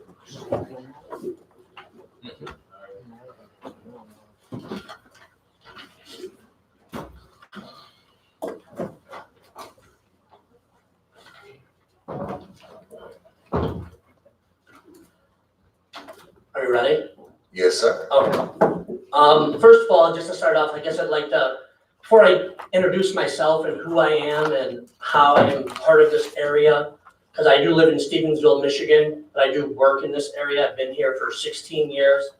My father grew up in Bridgman. My mother grew up in Barron Springs. But I lived on Ogden Circle for 6 years when I lived here in Benton Harbor. Sold the house when me and my wife split, not split, but just separated. Right. But overall, I guess what I just want to let you know a little bit about me, because I hear tonight, when I get here tonight, and I feel like listening to everybody that's been giving their presentations, and there's been quite a bit of people that have been doing it, that honestly, you guys have a lot of good candidates to choose from, and I think that's great for Benton Harbor. Overall, even if it's not me, all I can say is, like, I've been in this area. I have a bunch of people that I like, all the different associates that I've known from Benton Harbor, the city of Benton Harbor, outside of Benton Harbor. It all comes from my background, which is I own a heating and air conditioning company in Stevensville. It's called 5 Star Heating and Air Conditioning. And what we do at our company is kind of, I guess, would be how I could tell you what we do, what we would do if we had a dispensary. Because that's just the plan that I laid out, and where we are today is successful, you know. So,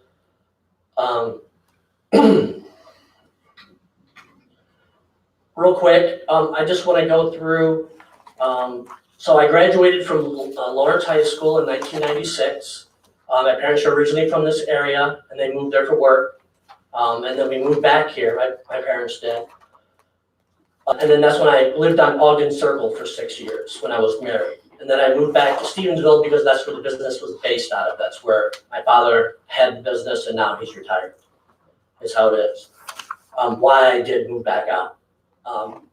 But the relationships that I've gained in 16 years by going door to door and talking to people, and during the 16 years of the city of Benton Harbor, because everybody has an opinion and there's been a lot going on. It's like you can see the strength of the people in the community that are in the city, and it's obvious of what it is, and that's the reason why I want to be part of it, and I always have been.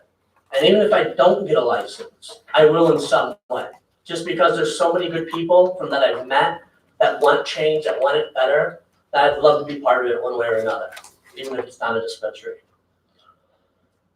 That's a little bit about me. With our employees at 5 Star Heating and Air, we do offer retirement, insurance, and good wages is what we do there as well. So the other thing we do at 5 Star is we give away. So we give away over $10,000 in giveaways and just sign-ups, just for everybody in the community. I mean, you might have seen our yard signs around, but we do that every year, not because we have to or anything, just because it's the right thing to do, and it feels good, to be honest with you.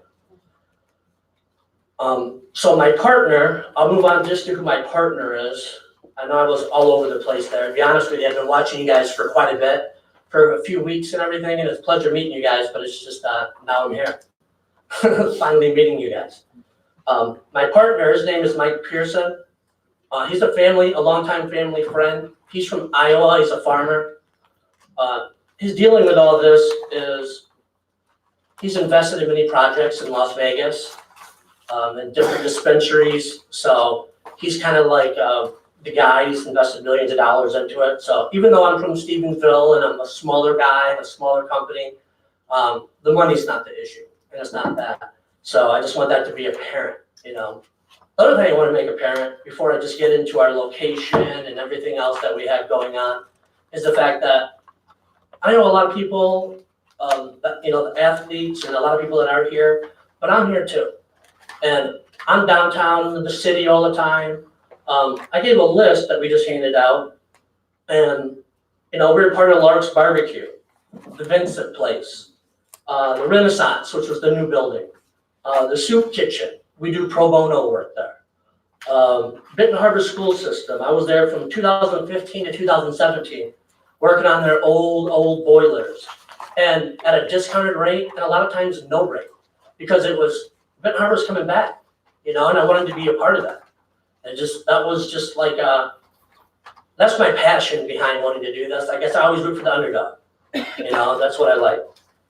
Like I said, and I've heard you many times say it, I'm not saying that I want to give a handout or anything like that, but I want to be part of it, one way or another. I feel like it's coming. Okay, let me get on to our location, which it's located, we chose it's located in downtown area at 124 Water Street in Benton Harbor, Michigan.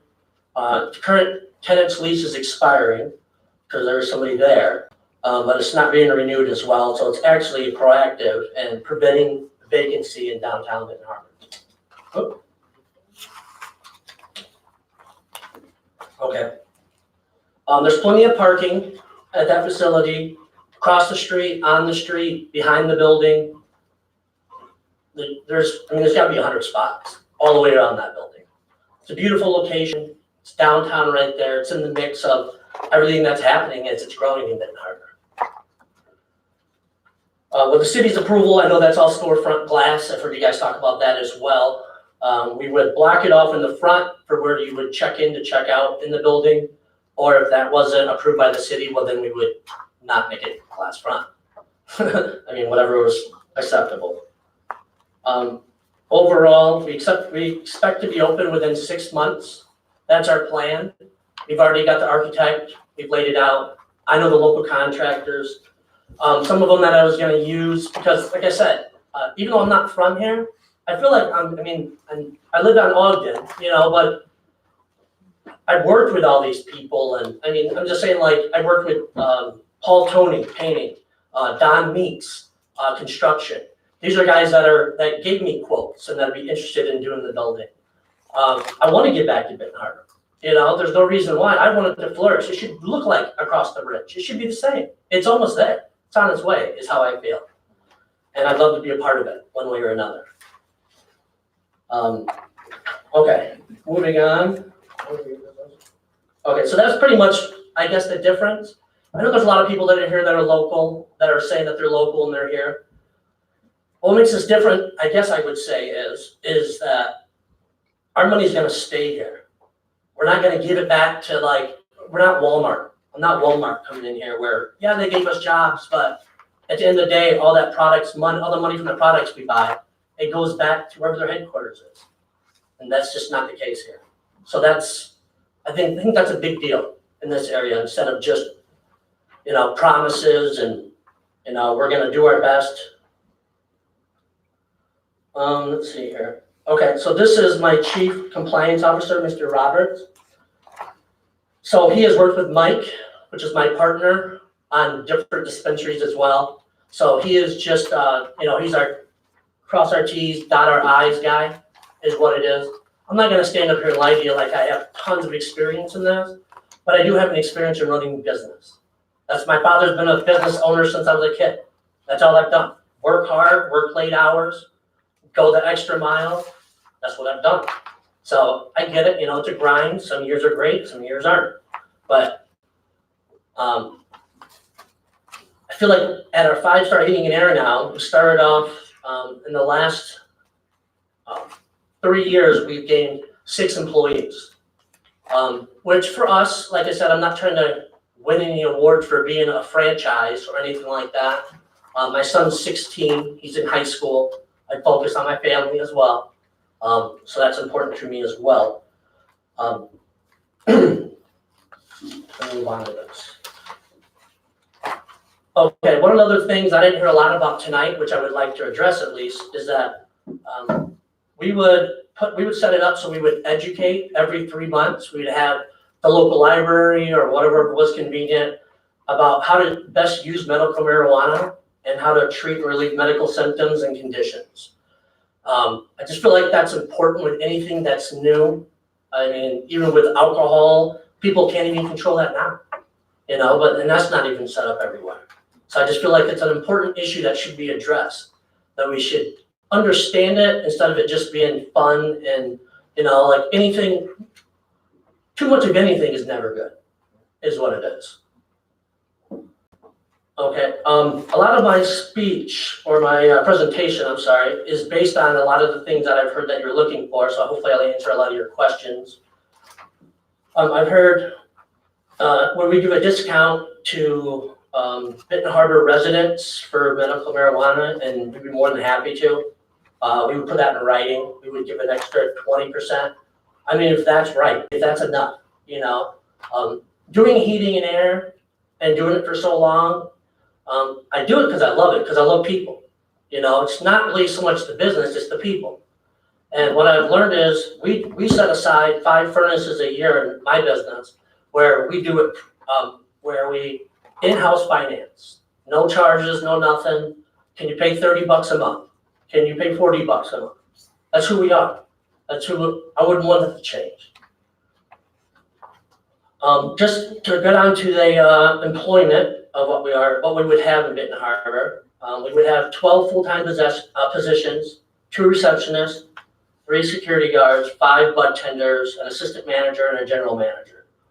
That would be on startup. So from there, we would just see how it does. I mean, it's a business. I'd love to hire more people, for sure. So in my business as well, in 5-star, we promote from within. We have apprenticeship programs. Talk about my posture. We hire from within. We do apprenticeship programs. We do profit sharing as well. So my commitment to Benton Harbor would be, and it can turn to 100%, but 75% of our company employees would be from Benton Harbor. We can even change that to the city of Benton Harbor, if that's, exactly what you're looking for. Because I have no problem with it. Because like I said, I want to be part of it. We do plan on having a job fair in Benton Harbor if we did get a license. And at that time, we would hire those 12 employees, would be the plan. Our security, we would be outsourcing to Lois Security, which is a Michigan veteran-owned business focusing on employee local veterans for all positions. On-site guards, 24/7 camera monitoring. It's all going to be compliant. It's all going to be safe. It's all going to be what the state is asking us to do. If it has to be above and beyond, then we will. Our starting wages would be at $15 per hour. That'd be the minimum, or could be higher. Like I said, it all depends on.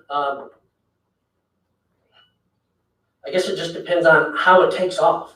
You know what I mean? Like, how is it the greatest thing ever? And like the last people were saying, it is starting off as medical marijuana. And there's some residents in this area, but there's not 300,000, you know what I mean, that are going to be coming in the doors. And other places that have medical marijuana, the rave began and then it slowed. And then it wouldn't go back until it was recreational. So that, is part of it as well. All employees will be eligible for health care insurance after 6 months of employment within our company and offered retirement. For our volunteering, so we would do paid volunteering initiative. So we would offer 10 hours per employee to do charity work in the area, and it would be up to you guys to decide. Or whatever's local at that time. Is it cleaning a park this year? And the employees would be compensated like they were at work. It'd be no different. But they should be part of it. They should feel like they're part of it. Additional charities and companies. Let's see. So we donate to a lot of churches. This is kind of what it is. Outside the city, quite a few different places we donate. I know quite a few preachers in the area. But the thing is a lot of times when I do business with somebody, it's not like I'm coming there. It's pretty much handshake, how you doing? 5 minutes of, talking, laughing, and then we figure it out.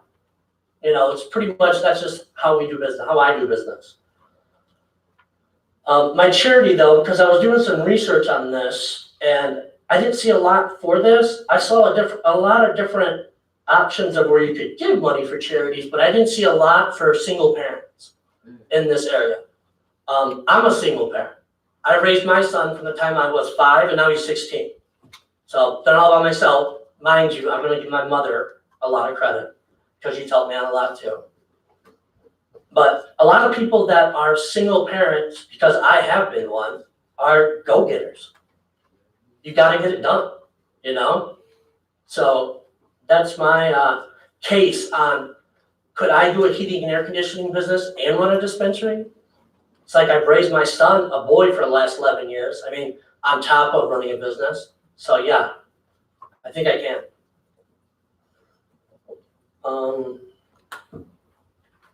Okay, I'm gonna move on to the, I guess I'll move on to the conclusion. If all goes well, we would plan on a cultivation facility in the city of Benton Harbor. That would be my plan. I would love to do it all right here.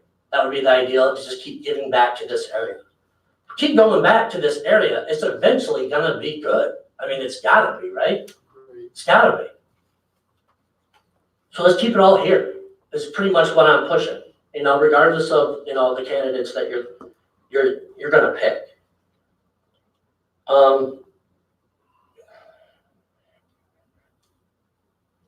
So we'd like to ask that the commitments that we handed out to everybody, that they be included in part of the packet that we did send to you guys. I know it's a little bit of adjustment, we appreciate that. I mean, rules are rules, but we appreciate it. We'll take it under consideration. Thank you. Thank you. Any questions from the panel? Chairman recognizes Mayor Pro Tem Sears. Will you give discount? No, I'll ask the question, but you already answered that one. I do appreciate you hiring. You said you're hiring a security company that hires veterans? Correct. Out of where, what city are they from? The company is called Helios Security. They're based out of mid-Michigan and they like to hire local based on where the job is. They're local? So they're from mid-Michigan, but they tend to hire locally. They look for veterans in the area and that's who they seek employment with. That's wonderful. That's wonderful, too. Last question is, do you have any experience in this? Is this gonna be your first one or? Yes, this would be my first one, but to a point, that's not a bad thing either because this would be my my focus will be on this.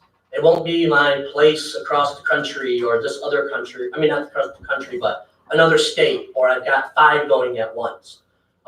It'll just be where I live in the area that I live. And if, do I have experience too, right? no, you already gave it to. Lastly, if you're granted a license, how long will it take you to get up and running? Yeah, I said, I got quotes from everybody and we already got the architect, so talking to the contractors that I would use locally, it would be 6 months. That would be our best timeline, is 6 months to get it done. As long as everything, no red tape or anything like that. The building that we chose is already in pretty good condition. That it's, and the landlord is very flexible. So with those, it makes it a lot. I feel like 6 months would be appropriate to answer. And also, if I could just add on the experience angle, while Brian is somewhat new to the cannabis industry, I'm not, and neither is his partner. I currently represent, I believe, 14 state licensed dispensaries, 15 to 20 Class C licenses. I've been working in this field for 3 years. I've taken projects like him from start to finish. So, and then beyond that. So just, when it comes to the experience, while Brian, cannabis isn't his primary background, it will be his singular focus. And he will have me there as well as his partner to help him through that and ensure that this is a successful business. Hiring locally, you said how many employees were you gonna hire? 75% to start off. And how many out of 75% out of? 12. So you're gonna hire 12 employees? Right off the get-go. At your top end, what do you think after you have your license, what you probably be at? Well, I Or mean, if you get your license, I'm not. I can speculate and give you hypotheticals all you want, but I mean, how many people are coming in my door? It's kind of how it goes. I mean, I've been running a business for quite a few years, so it's, hopefully I can get to 25 employees. It just dictates on how it goes, how business goes, and how soon do you guys, which you guys don't like to talk about that subject, because we're not here for that tonight, but make marijuana recreational. Well, saying that the PGA is gonna be right there. The last time the PGA was here, they were looking for all kind of drugs across town. Really? And they had a guy die out there at the. Point order. So they're gonna be looking for marijuana. That's what I'm saying. They're gonna be looking for marijuana, so it's not just if, it's when. And thank you for coming. I appreciate what you do for the high school, like I told the other ones. Yeah. I appreciate what you do for the community. And I appreciate you coming and thank you for paying attention to us and knowing what we want. Thanks. If there are no other questions, I appreciate your presentation. All right, thank you. Good job. Thank you, Jeff. This brings us to staff comments. Chair recognizes Public Safety Deputy Director. No comments this evening. Chair recognizes Attorney. No comments. Chair recognizes. No comments this evening, Your Honor. Chair recognizes City Clerk. Chair recognizes City Manager. No comment. Chair recognizes Commissioner Harrelson. Okay. Chair recognizes Commissioner Henry. Oh, I got one comment, a long comment. No, yeah, I just want us to recognize that we've done step 2 here. There's a couple more steps that we really need to do to finish this. And we need to come up with our procedures. I don't know if Rock is gonna be able to help us in a timely manner, or we need to sit down and make our own decision on how the process is gonna go. But it's something that we need to do yesterday. Thank you. Chair recognizes Commissioner Evans. Thank you all for coming out and hanging out with us, and I will see you next time we meet. Thank you very much. Chairman recognizes Commissioner Anderson. Just like to thank everyone for coming out and all the applicants that we've spoken to over the last 3 days. So thank you. Chairman recognizes Commissioner Singleton. Thank everybody for coming out, checking out the process. As we go through everything, we just hope that we make the best choices for City of Benton Harbor. This is probably going to be a big boon in some of our economic development. So, seeing it when it started out from the beginning, and the battles, and look like we getting some ground and get ready to get it going. So appreciate y'all for even taking interest in our community too. Chairman recognizes Commissioner Isom. Thank you, Honorable Mayor. I want to thank everybody for coming out tonight and going through the process with us. It's been a long journey, I think since 17. We started this journey. We didn't made it this far. Now we got choices to make. We're going to change the face of this city. Thank you. Chairman recognizes Commissioner Adams. Thank you, Honorable Mayor. I want to thank the residents for coming out. Taking time out of your busy schedule to see how your local government is working for you or not. Today, it just happens to be working now. And I want to thank my colleagues for finally seeing the vision enough to allow things to get this far.